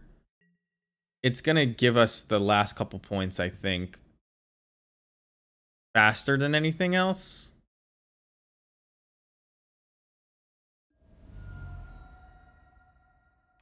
They look like they're sort of stuck. Oh, maybe I'm supposed to just kill. Like, get Tarfire, put Harbinger in, hope to draw a white land as the turn after that.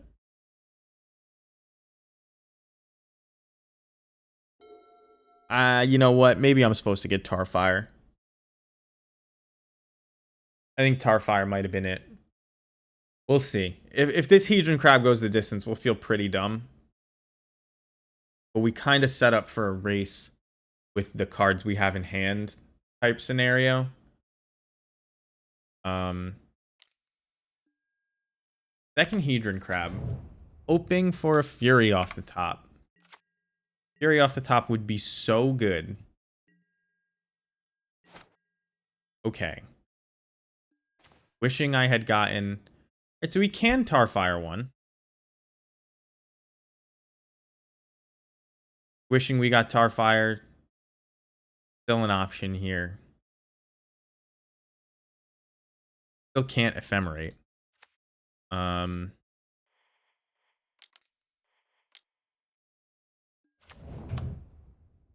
think I am just supposed to get Tarfire. I mean, my other option is like Skirk Prospector, but what does that do for me?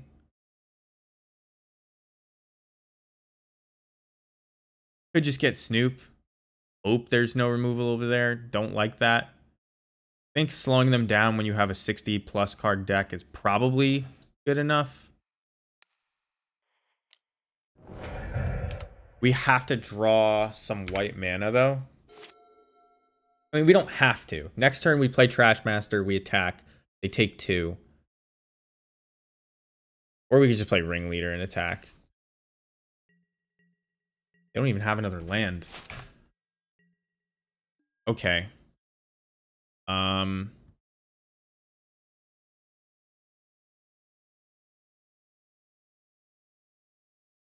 I think I'm gonna play Sling Gang. Maybe I'm supposed to play Trash Master. I'm gonna play Trash Master.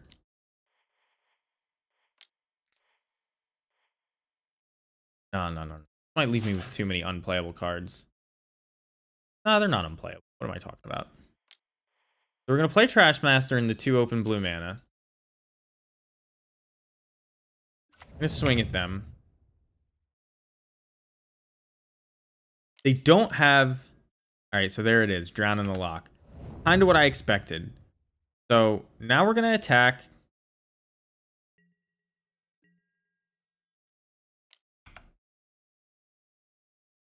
They're gonna block with both. We're just gonna Fury. Not gonna fuck around. We have 4 cards in hand. 66 cards in our library, and they're playing mill. So, like, Let's Blitzline is watching me.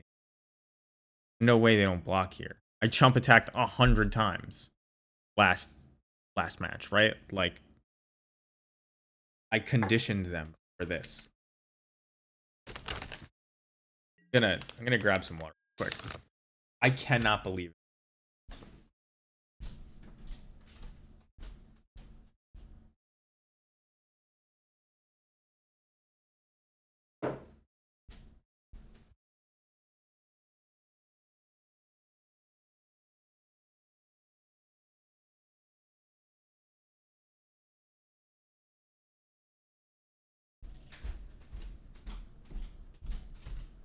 I cannot believe it. That has got to be a ghost.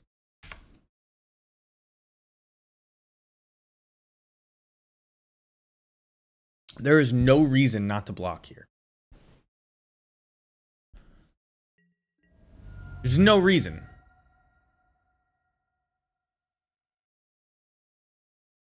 Now my Fury only kills one of their things. Is it worth it to play it still?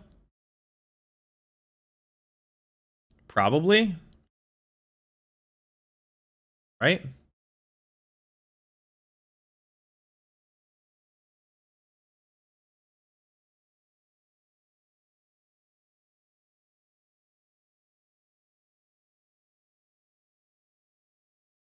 Like, fetch land mills me 6, or fetch land mills me 12.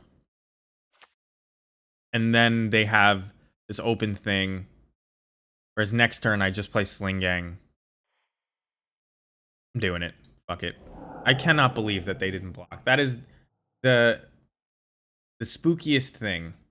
I'm not a big enough streamer that anybody knows I exist, but I have no idea why a person doesn't block there. After blocking all the rest of the time. Last game. Right? I showed you I didn't have Munitions Expert. I showed you that I just make chump attacks. Like, chump checks.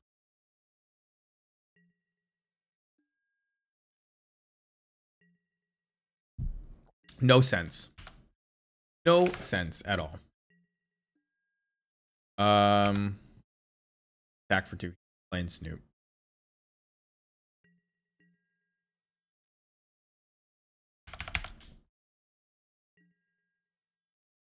Now they block. Got it. 2-drop on top. All right, that's a good one. I mean, if you have a mill spell or definitely play it.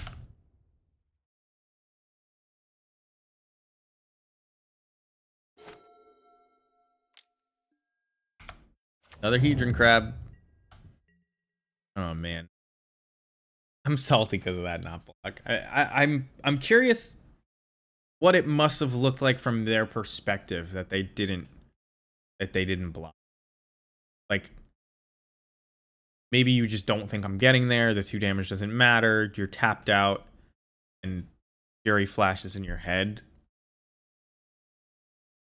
The only thing that could be is Fury, right?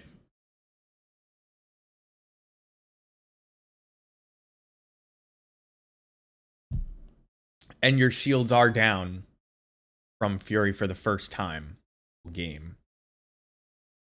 So they're obviously not ghosting. I have one viewer. Wherever you are, thank you. But damn. It was a great play from. So I think we just play Chieftain. Just swing. Can't block anybody. Like, I don't have Ephemerate yet. So I want to push damage. Can't get past these O2s without the matrons being used. Nothing's died yet, so they can't play a fatal push on this. They untap and like Chief's Thirst.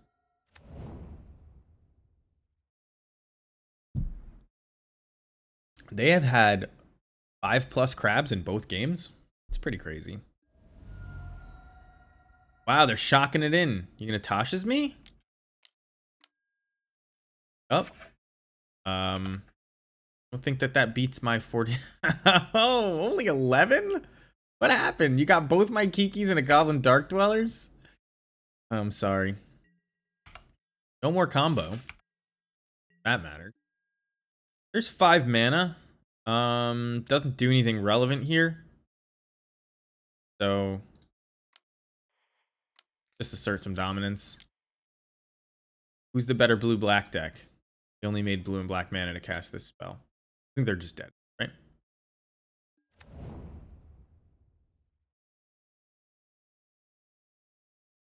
They knew I had this in hand. They either made a misstep or...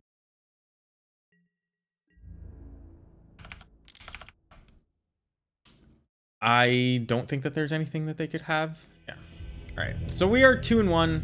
I think that means we get 150 play points back. So whatever.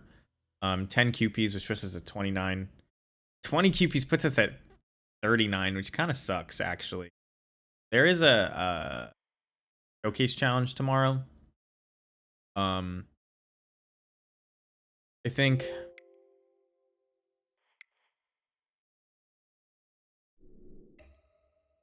yeah, the showcase challenge is tomorrow. At 11. It costs 40 QPs. Guess how many I have? Where are they? I have 19. So even if I go 3-1, I need one more. There was a cube up. I could probably get it, but how do you get QPs these days? I know I can do a league. I think if you challenge, if I 3-2 a league, yeah, get one QP. If I could borrow burn from somebody, I would try, but no big deal. I think there's a limited thing coming up. Not one that I can use QPs on, which is a little bit crazy, but there another thing? Are these gonna expire? I don't know when these expire. I think it's like December 12th. I don't know if there's another thing before then. These don't go that far out, so very possible. Yeah, I would think they're so yeah. Is the deck, I like it. I enjoy playing. My deck doesn't exist anymore, my deck name. This um it's just as good as any other version of the deck. You're you're slamming the door on combo matchups, Ron, with the other decks a little bit more. This one you like pretend to do uh some over the top stuff. I'd like to go 3-1 with this just to catch somebody's eye. You know what I mean? Have them look at the prelim things and be like, "Whoa, deck." But again, doesn't really mean to.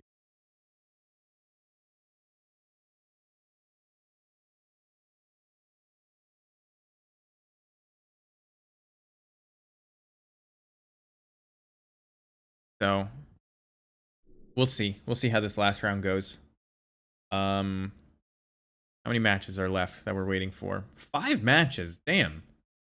We play it that quickly? How do I 9 minutes, 14 minutes? No, we played, well, yeah, I guess that's half the time allotted. Who are we gonna play against? Is the question. Looking like we'll either play against Sneaky Masato or Rex Jack. Could be Wizard 2002. I don't know. I just hope we get a favorable pairing, because like, the deck's not that bad when we're playing it well. We mulled to 5 in game 3 against Hammer. That's our second loss. Our first loss. Second round. Is Modern Horizons MH1 or is it just MHZ? MH1 finishes. Thank you to whoever. So comparing our problems before with how many mythics are play in modern, finding decks, really finding the form. X Drinker, it took a whole 2 years to see any play. Season Pyromancer, immediately a banger. Ranger Captain was in Heliod for a while. So like there's 2. Renin 6, Urza, Dogmoth. Dogmoth didn't see play immediately, and I still the same as it. I mean, I guess it's good. Yeah, Renin 6 and Urza, Season Pyromancer, Ranger Captain. Obviously Urza was pretty busted. Kind of dominated for quite a while. I don't remember how they fixed that. What did they ban? what was it, Astrolabe they banned? I don't know. But clearly the same issue is not, you know what I mean? Like one mythic, okay. Ren and 6 is obviously really good, and in Legacy it fucked people up, but yeah, the Modern Horizons 2, you could say they did it better, but the the sheer power packed at Mythic, a little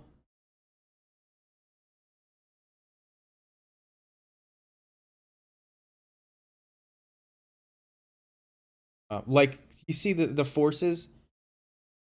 The forces were Modern Horizons 1's version of the elementals, were they not? Like, are these elementals not a take on force of negation, force of will? Like, that's the idea. Um, so like, and if this force of negation price is any indicator, expect solitude and fury endurance to hundreds of dollars, not by January, hundreds. This is a $300 card. Um, I don't see how solitude is gonna escape. These are all bangers too. These are all great. Banger, banger. I, I can't believe more people aren't playing Damn. That Esper Stoneblade deck I was talking about. You play Stoneforge Mystic, Dakon, and Damn. Stoneforge Mystic gets you Kaldra. Kaldra into play, survives through a Dam. Great. Also targeted removal, obviously. Just have to overload it, but had the right card selection. I think Mardu has the best card selection, right? You just put in a Dragon's Urge channeler, but then you got to be casting like a bunch of non-creature spells to trigger the surveil, so probably still have to play blue. Then you may, I mean, and then instead of playing um the Stoneforge Mystic package, like just on this Esper Reanimator thing that's going around, so like I could see why specifically Dakon maybe is not seeing play. It's also because the fairy better, right? Like you draw a card, put them behind. It's it's more than good enough compared to Dakon. It's just slightly better, I guess.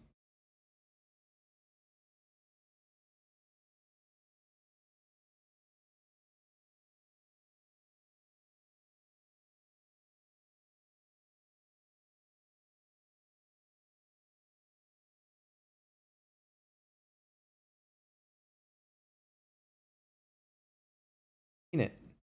Really, what's going on? They just switched diet. Um, I just kind. I go back and forth between eating not just whatever I want, but enough to make me feel awful. Um,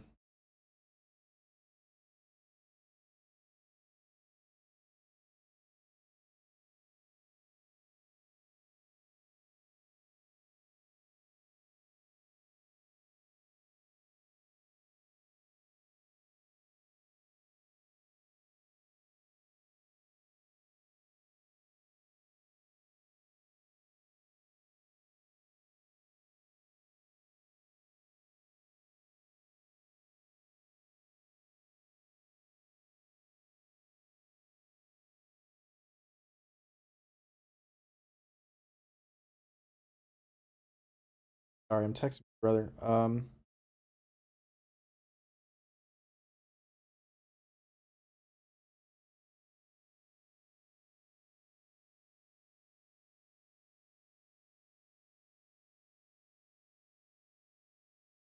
So I don't even remember what the hell I was talking about. Oh, yeah, you just end up as Esper Reanimator, right? Like when you go down the Esper Stoneblade path, just because the reanimate spells are similarly priced way further. And the best card selection spell is Faithful Men. Might as well, right? You exile cards, right? Yeah, and then it also means you get to use your graveyard as like I don't want to say a pseudo brainstorm, but like that sounds dumb, but what happens with brainstorms and ponders and stuff, if you've ever played selection, um, you're at this point in the game um where you get you resolve a brainstorm or ponder and you have like two choices, right? Or like sometimes you uh sometimes you throw away two lands for two choices or whatever. Like you have all these points where you're looking at a bunch of resources and you get to pick which one you want to use by putting it on top of your deck. Or shuffling stuff away. That's a different. Um, so persist kind of does an impression of that when you have solitudes and mull drifters and griefs, because like obviously Archon of Cruelty, what you'd love to, right? But have these things past it have options, and they didn't cost you any cards that are okay, and you set yourself up for later in the pretty powerful, pretty powerful. Elementals has fallen so low. I mean, and it's because what is the difference between this deck, which is running 12 elementals, and elementals that which is running 16 looks like. Oh, I guess this is actually running in Harbingers, but like really it's 4 Risen Reef, 4 Omnath, 4 Fury, 4 Solitude. Yes, you get Mull Drifter.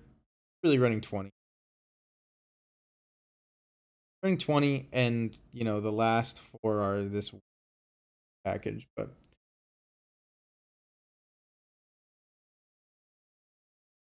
a lot of the rest of the cards, a lot of the rest. And I mean that is what Canister picked up on. Like these are the most powerful cards. Throw them all in the deck. The elemental. Still feel good about yourself, but what that means for black red or even Jund, like we can't. I mean, we could fit these two cards into our incessantly. Probably at least Ragavan.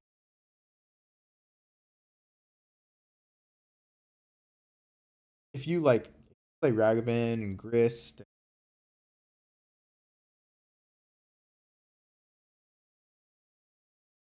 there's got to be way more than one kind of build for Jim Jund, right? So it doesn't look like it. Ren and 6 just that good. Like, why don't we play Ren and 6? I said that in Discord once. People did not know how to react. Like, what does Ren and 6 do except get you a land and ping stuff? It's like, what do you think it's doing in the other decks? Except getting lands and pinging stuff. You're gonna always have perfect mana. You're gonna always have a lot of mana. At very low deck building costs. A sack land, a cycle land, willing to let things come in tapped, but you shouldn't be. Make a Jund try. Yeah, you get your Horizon Canopy type land have one Tarfire deck, and that's it. You now have another spell that says if you don't kill me, I win the game. One way or another. You know? Probably not a lot of reason not to say that. It is what it is. Uh, those, like, even, I mean, in this Yorion deck, obviously there's a ton of room, but like,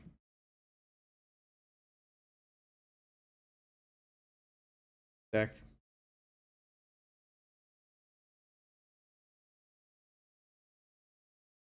This is my regular deck. No, this isn't it. Double combo. But I mean, you can see, take out double combo. Here's four Ren and 6.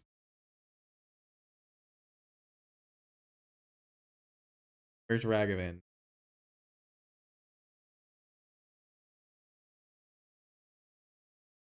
Creator Maker to take out like Harbinger, I guess. Expert. But like our actual big problem.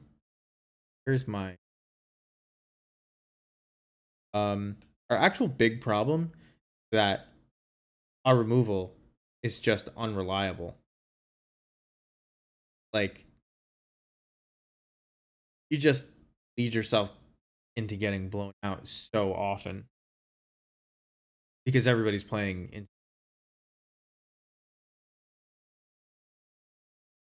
not like it's Path to Exile anymore. Hey, guy, but actual good instant speed removal in black and red, and not white right now, but well, Solitude is great. But it's not like they're solituding expert, but they'll solitude your Snoop. Yeah. So, oh, this is 61 cards. That's higher as the first card. Yeah, I don't know. Here you go. Go play Battlecry Goblin. Just play Ren and 6. Play Ren and 6 and Ragavan. Strong 3s. Just easily slots in.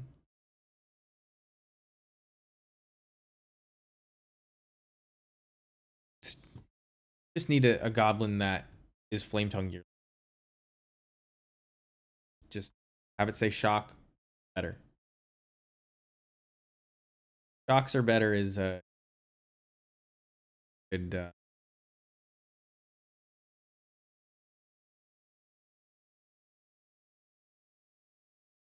criteria, litmus test, measuring rule of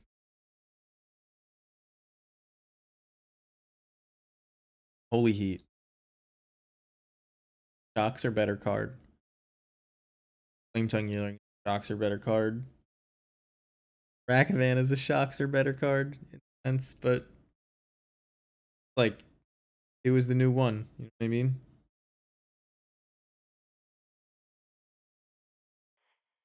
Take a look at what else is going on.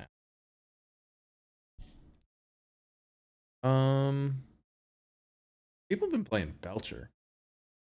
Like, a question I have for people.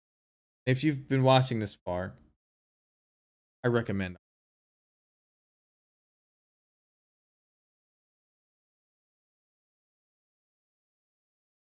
If you're watching this far in this clip, what would you call Belcher compared to our deck? Is Belcher a good deck? You know what I mean? Like, is it a good deck? If somebody brought it to a tournament, should they expect to do well if they play well? No. How much better is Belcher's performance than our performance. I wouldn't call Belcher a good deck. It's not a. It's a. It's a crapshoot. It's like the epitome of it. I thought it was. Is it better than that? Is it a force check deck and people just weren't playing force of negations and any good Belcher player can win a tournament if there's not enough force negations? Is that true? Even still, how much more likely is that to be the case than whatever the conditions for our deck to be as good as Belcher? Like, is Belcher a good deck? It can't be. Your criteria for good deck has to be better than, well, I can just, sometimes I turn 2 Blood Moon them, or sometimes I turn 3 Belcher them. Like, right? Maybe not? Am I crazy? I don't even know how this version of Belcher works. Like, obviously some of these are lands. Probably a ton of them. You don't play 7. So I know they're doing Pact of the Titan, Infernal Plunge as like a joke. Like Dark Ritual turn 1. Or just Ritual turn 1. Have 3 mana. And you can just slam a Blood Moon there. Can't slam Charbelcher though without 4 mana. So like,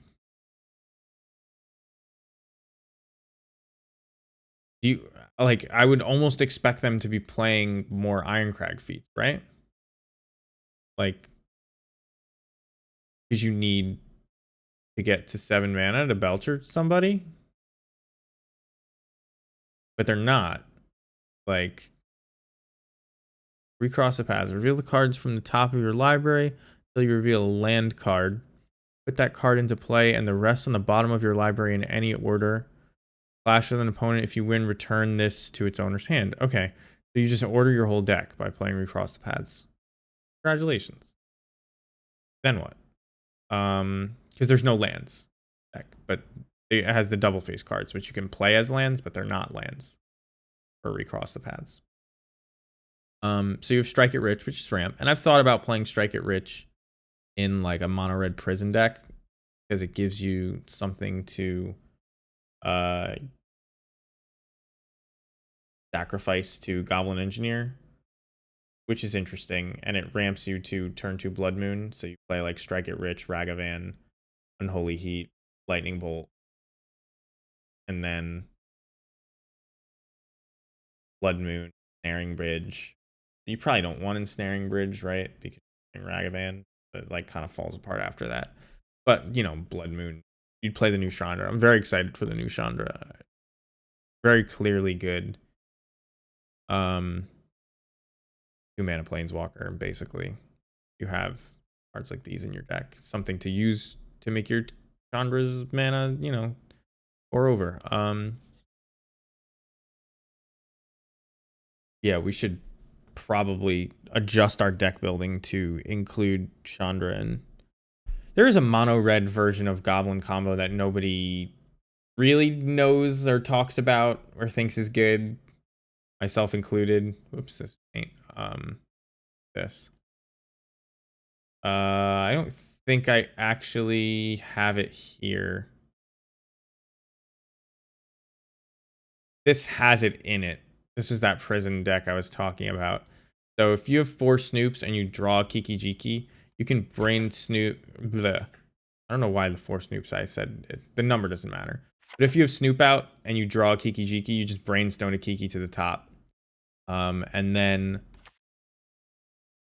if you need like Skirk Prospector or Matron or something else out so that you can go get Pashlik Mons, but you can also just at the end of their turn make the Snoops and attack them with it, right?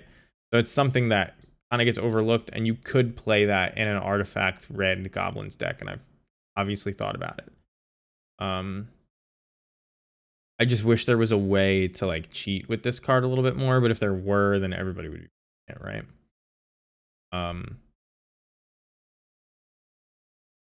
Yeah. So you just like not enough protection for your Snoop to really, you know, go at it. But if you're playing Void Mirrors and Chalice of the Voids and Urza Saga, you can just fetch the Brainstone into play. You play 4 of them. So like even if you shut them off with your Chalice, it doesn't matter. You can just fetch it into play with Urza Saga and combo that way. So it's a real thing. And it's mono red. There's better mono red things out there, I think. Yeah, we'd like to play first. Wizard 2002. You are our final opponent. This is a keep. This is a snap keep, as it were, because we have Ephemerate Fury, and then outs to combo, and we get to turn 1 Savai Triome. It doesn't even hurt us. So, Bloodstained Mire, after revealing Yorion, probably gonna throw a lot of people for a loop. Oh my god, and it's Tron. Obviously one of the worst things that we could see across the table on this hand. We could still draw Snoop Land and win. I think I am just supposed to... Do I Fury here? I don't even think I'm supposed to Fury here. I think I need to save Fury for... I think I need to save Fury.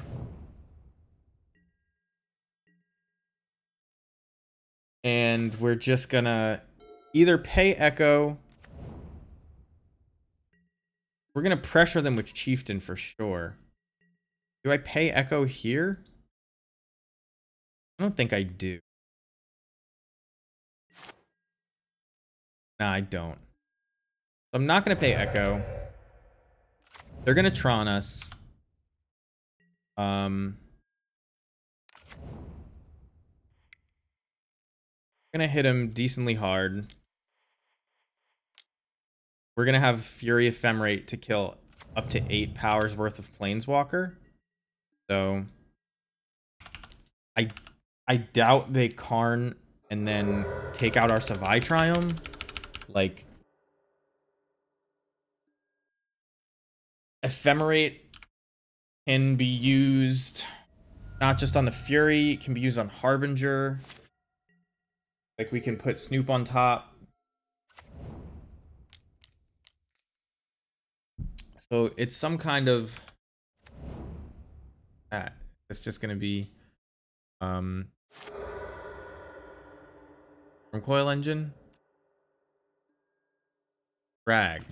Alright, Thrag is no big deal. You can kill Thrag, he's left with a 3/3. And then we Ephemerate and we kill the 3/3. Right?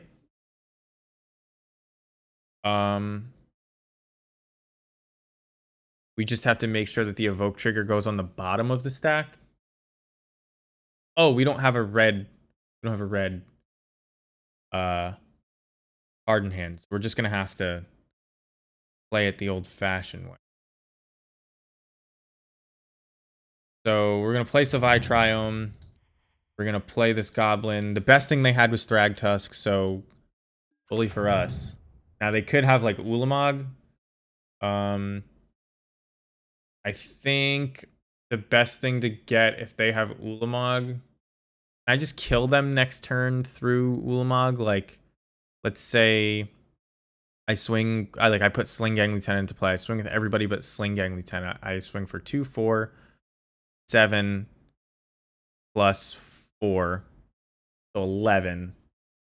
They block 2 of it. I sack it, so they take 2, 4, 6, 8. Then I have 1, 3 damage. Not enough, really. Gaining 5 was a big deal. Okay. I could get Crater Maker. Doesn't do anything versus an Ulamog. Mirror Entity is interesting. Oh, Snoop has haste? Snoop has haste. So, we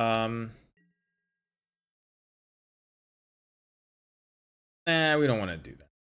Do best haste. If we get Ulamogged, we can still win with a hasty. I guess they can take out all our stuff and our garbage, but oh, you can't Ulamog on 8 mana, can you? I should be saying Ugin.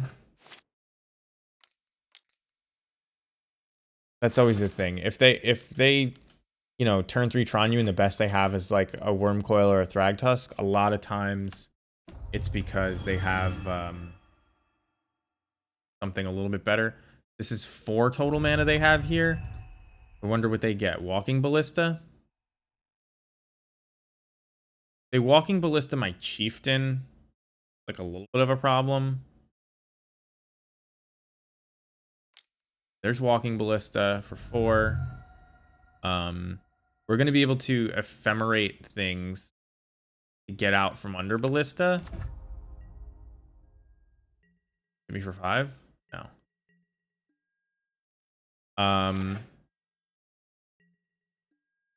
I think we just kill them.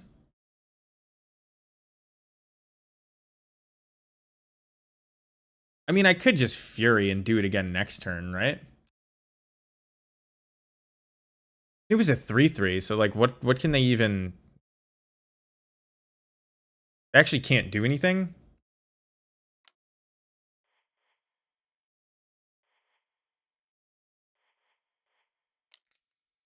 Am I crazy? Can they not do anything here?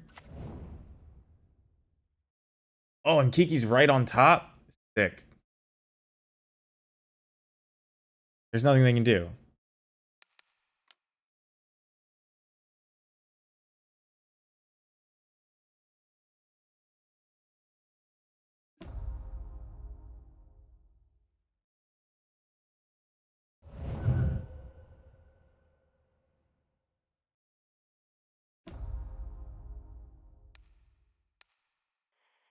Now, I can ephemerate this, or I can ephemerate Snoop.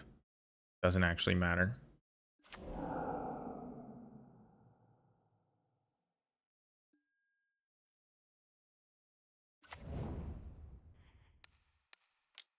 So now we just do the good old-fashioned combo. Ephemerate, very good card. Yeah. They asked me if the Kiki Jiki was blind, but I told them they were dead either way because of Ephemerate.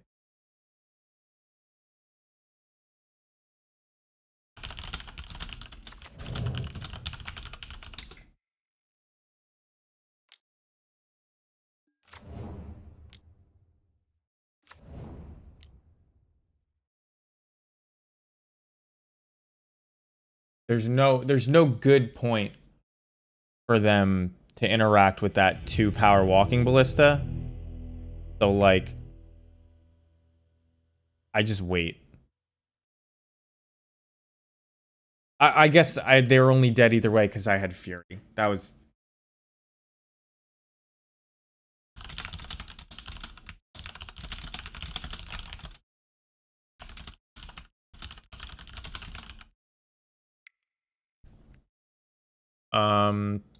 Is Fury even good in this matchup?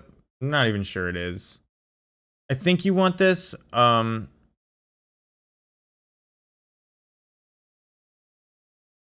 Obviously, people bring in or Trash Masters. Thoughtseize is good. We don't play Blood Moon in this version.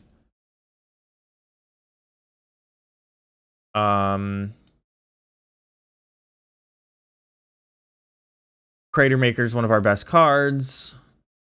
Ephemerate protects us. Munitions Expert's like not great, but is it better than Tarfire? I think you still want Skirks. We don't, even though we don't play Blood Moon. Maybe I'm wrong about that.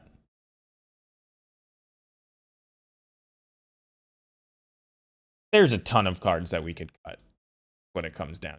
Like, Fury doesn't really do anything, right?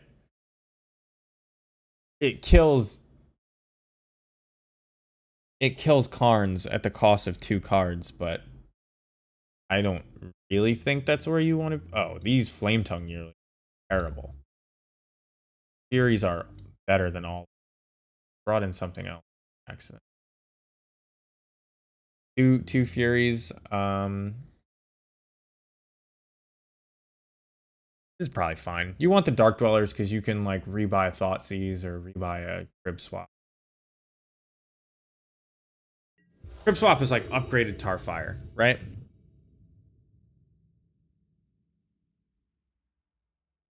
This is a combo.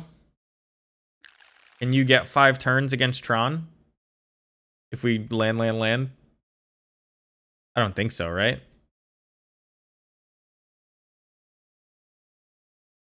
Let's say they turn 3 Tron us. If it's Karn, we just die.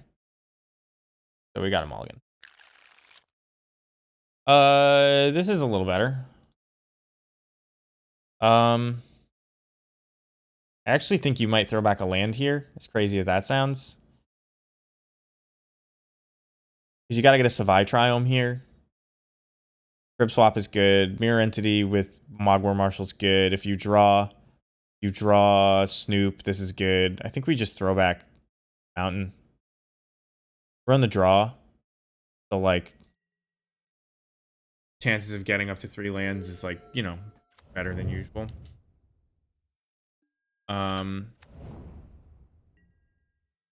But yeah, not playing Blood Moon. So we need both black and white mana. So we're on Savai Triumph one way or another. Gonna get it. F6. This is that awkward moment when, like, in paper you would definitely do exactly this. Just like, I'm getting Savai Triumph, go, and you shuffling as they do their turn. Half the reason I play like I do. Double Power Plant into tower. Okay. I mean, all right. So if I play War Marshal, I have 2 goblins. Then I play Mirror Entity. I have 3 goblins. Then I have 3/3/3s. I hit him for 9. Probably not fast enough. So I think we play Arid Mesa. Thoughtseize them. We'll probably just get another Triome. Sylvan Scrying, Karn Liberated, Expedition Map. Another power plant and a tower. So they don't have a way to get mine without this map or green mana. So we just take the map. And we'll grab another Triome. And now play Yorion when it comes up.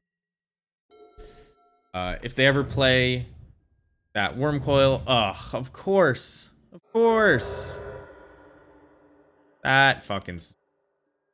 So we're gonna play Mirror Entity next turn. Because if they play Karn, and they exile one of our lands, their Karn will just die. So play our Azorius Goblin with just blue and white mana.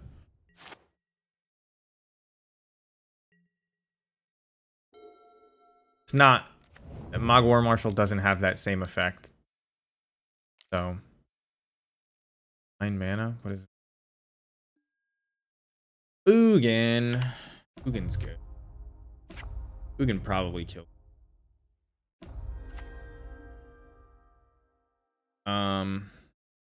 Yeah. Make my stuff 0/0s in response. Doesn't change anything. Just doing it to get that pathway functioning in my brain. I believe I'm dead to this Ugin. They top decked like a Tron god.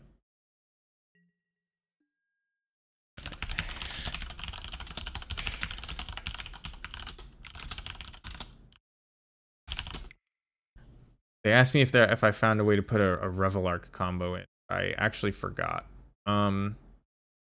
So we're gonna do what we gotta do, and that is play Harbinger, put Snoop on top, and pray that they make a mistake. That's it. That's all we can do. But if they, I think we're just dead here, actually. Can I get anything that I mean, obviously Crater Maker deals with Ugin, right? But they have a Karn Liberated in hand. Obsidian Charma is like probably a card that we could play. Yeah, Ugin is pretty much unbeatable for us.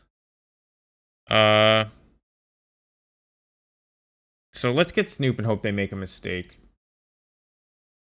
I mean, they're almost definitely gonna just plus on this Harbinger, but like Snoop could top deck something, and Ephemerate protects it, right? That's our plan.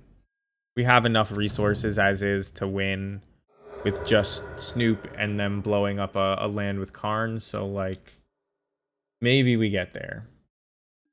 But they did get a little bit lucky.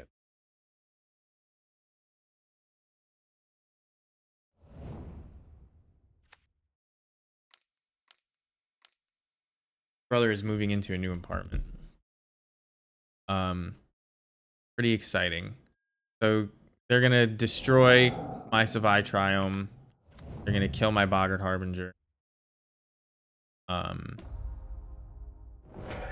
now the fact that they got another land destruction spell, that does it, actually. That does it. I think that just makes us dead. If this was an Ephemerate, this forces them to Karn, but we're dead so many ways. All right. Game 3. Mark of Asylum. No. Ugin is so good against us anyway. Yeah, I mean, I think they got a little bit lucky. We slowed them down plenty, but also this version of the deck is, you know, has the worst Tron matchup of any Goblins deck I've ever played.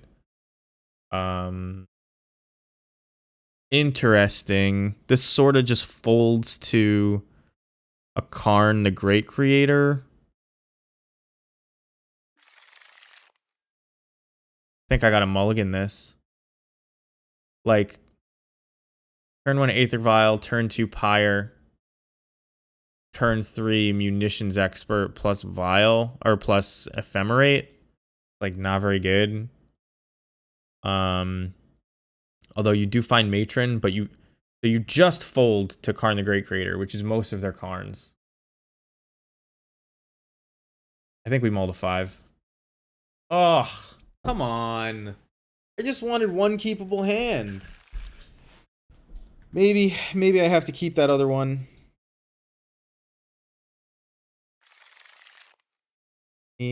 Double Snoop.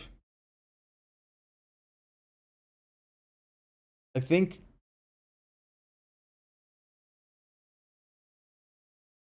we're on 4. So do you keep double Snoop? No. Right? Because you don't want to have to top deck land and Harbinger. You'd rather just have to top deck Harbinger. And the chances of them interacting with your Snoop is like 0.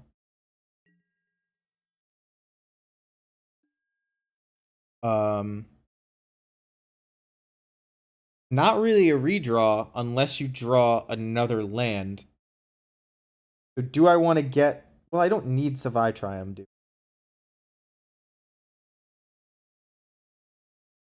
All right, we just play mountain.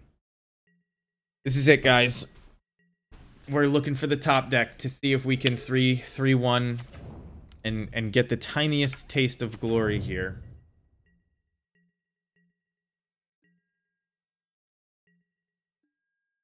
All right, there's Ace of Triome. Not the kind of land I was hoping for if I was going to draw a land. There's the Snoop. There's an Ephemerate. A decent draw because it kind of means you can wait. Kinda.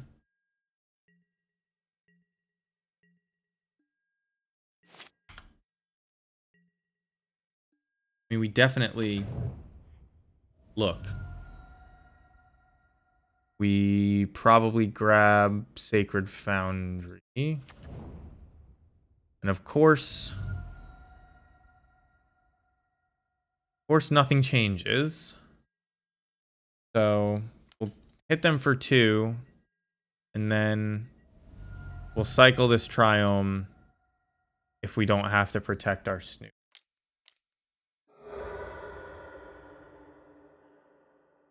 Not great for us.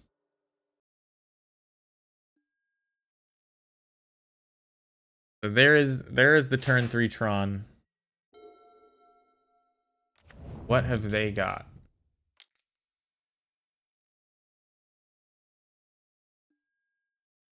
Great Creator.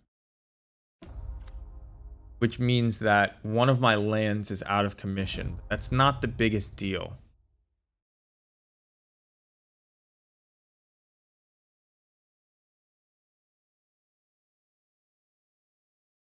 Like, they tap a land on my turn.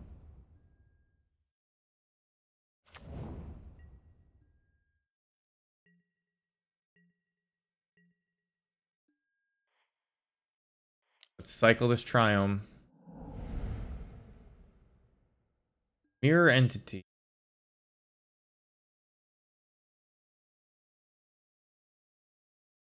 Well, this means that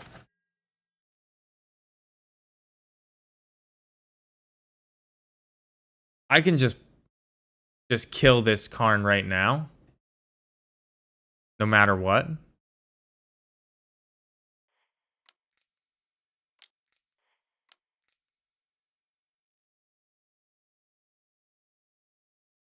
So we kill the Karn.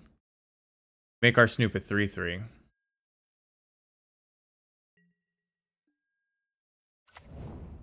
They know we have it.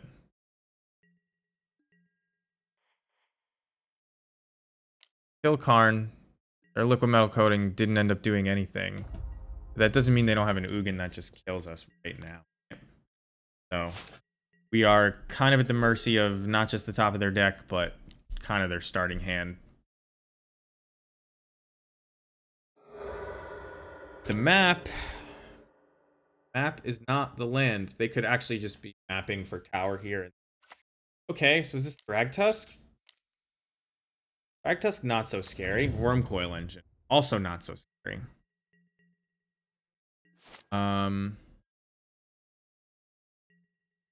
Redraw.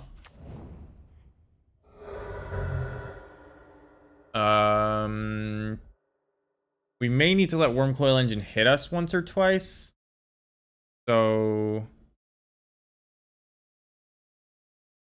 I guess I get a mountain.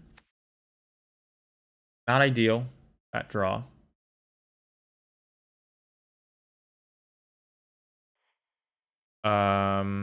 White, red. We're holding up Ephemerate.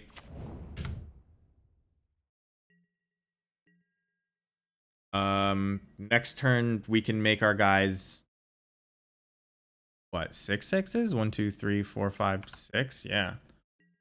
So we can hit him for 12. Do I Ephemerate here or do I let Wormcoil Engine hit me?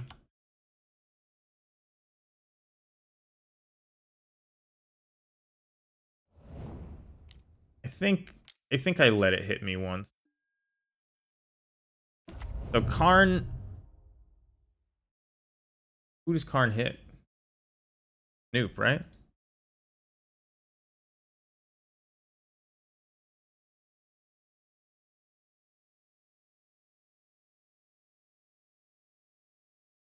I can, now that I have 6 mana next turn, like there's a matron on top, if there's obviously a harbinger, but there's a lot of cards on top that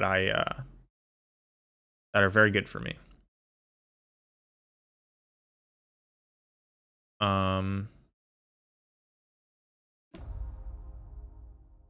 Interesting. Do I even save it?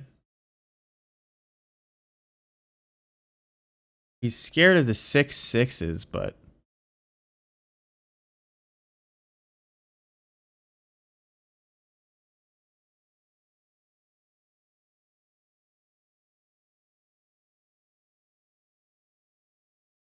if I let it happen, what am I gaining? And what am I giving up?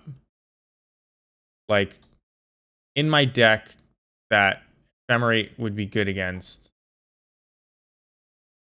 Good with. I guess like Mog War Marshal, Fury. I have some number of those still in.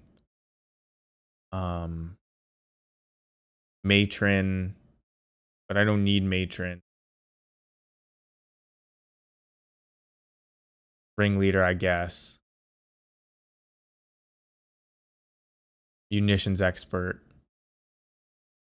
Because I would need Munitions Expert. Although I wouldn't if it was on top, would I? I think it's worth saving.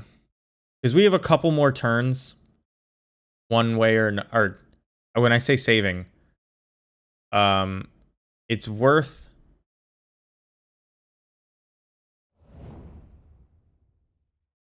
It's worth waiting on using the Ephemerate. Saving the Ephemerate is worth it. Oh, there is no way he shouldn't have attacked.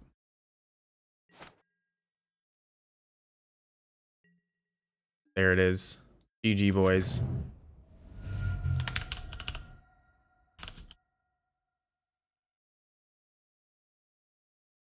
I just wanna get this out there. Haven't seen one of these in a while. So there it is. Another Harbinger. You want to counter this one?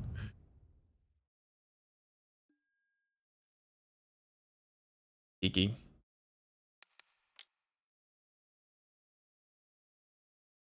Not solituding us. That's game. All right. So we're going to go 3-1. Because we did win the first round. 1 damage to any target. He's got gut shot, but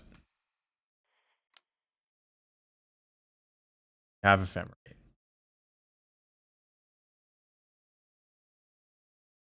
Good thing we saved it.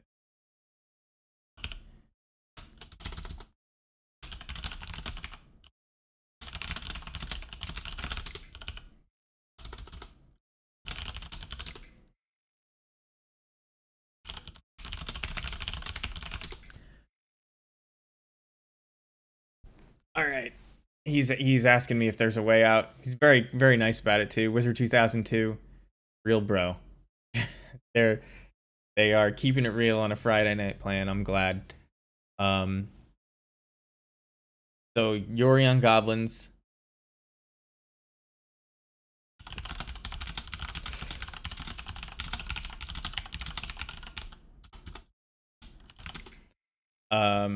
Yuri on Goblins is going 3-1. And we're gonna get it published. In the thing. That's the whole reason I played.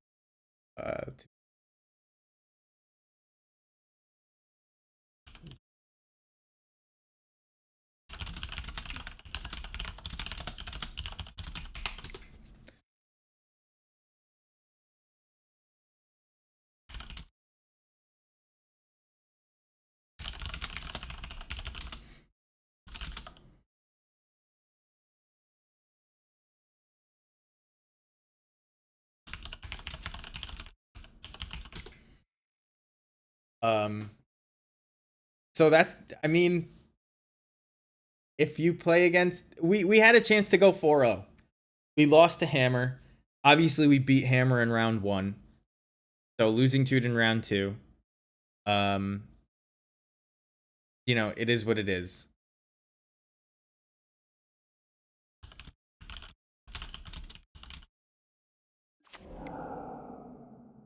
So now we just have to put Kiki Jiki on top again. We let the original copy resolve. Whoops, I cleared auto targets. Save targets. Bam.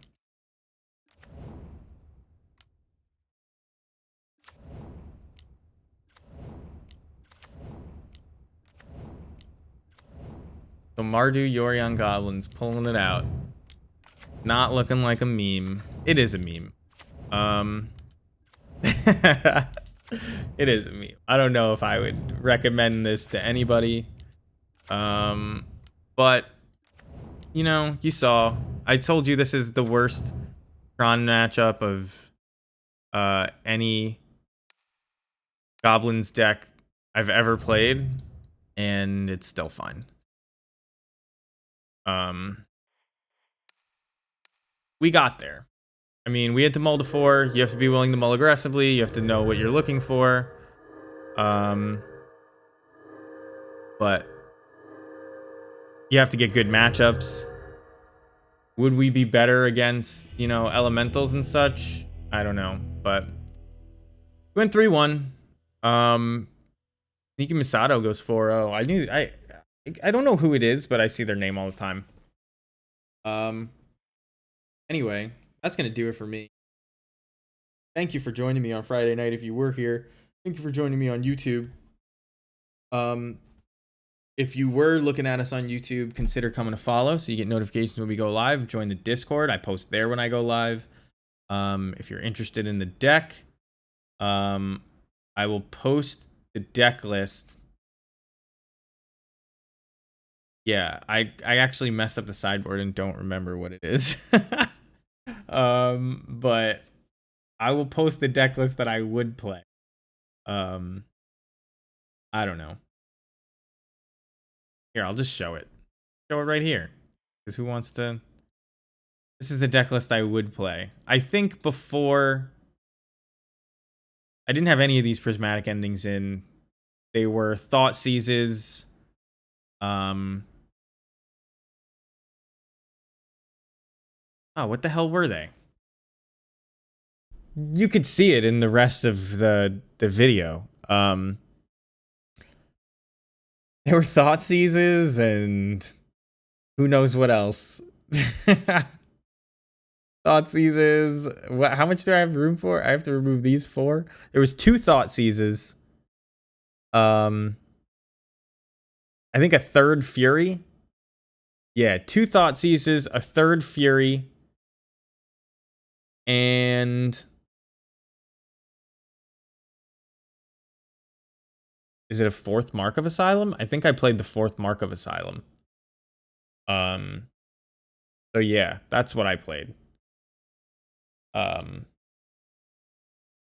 So if you're interested, you can at least meme on people. See their faces when you reveal Yorion and then drop Cavern naming Goblin. Anyway, I had a good time playing it. I hope this proves a lot of my point. But we know it won't. Anyway, everybody, have a good night.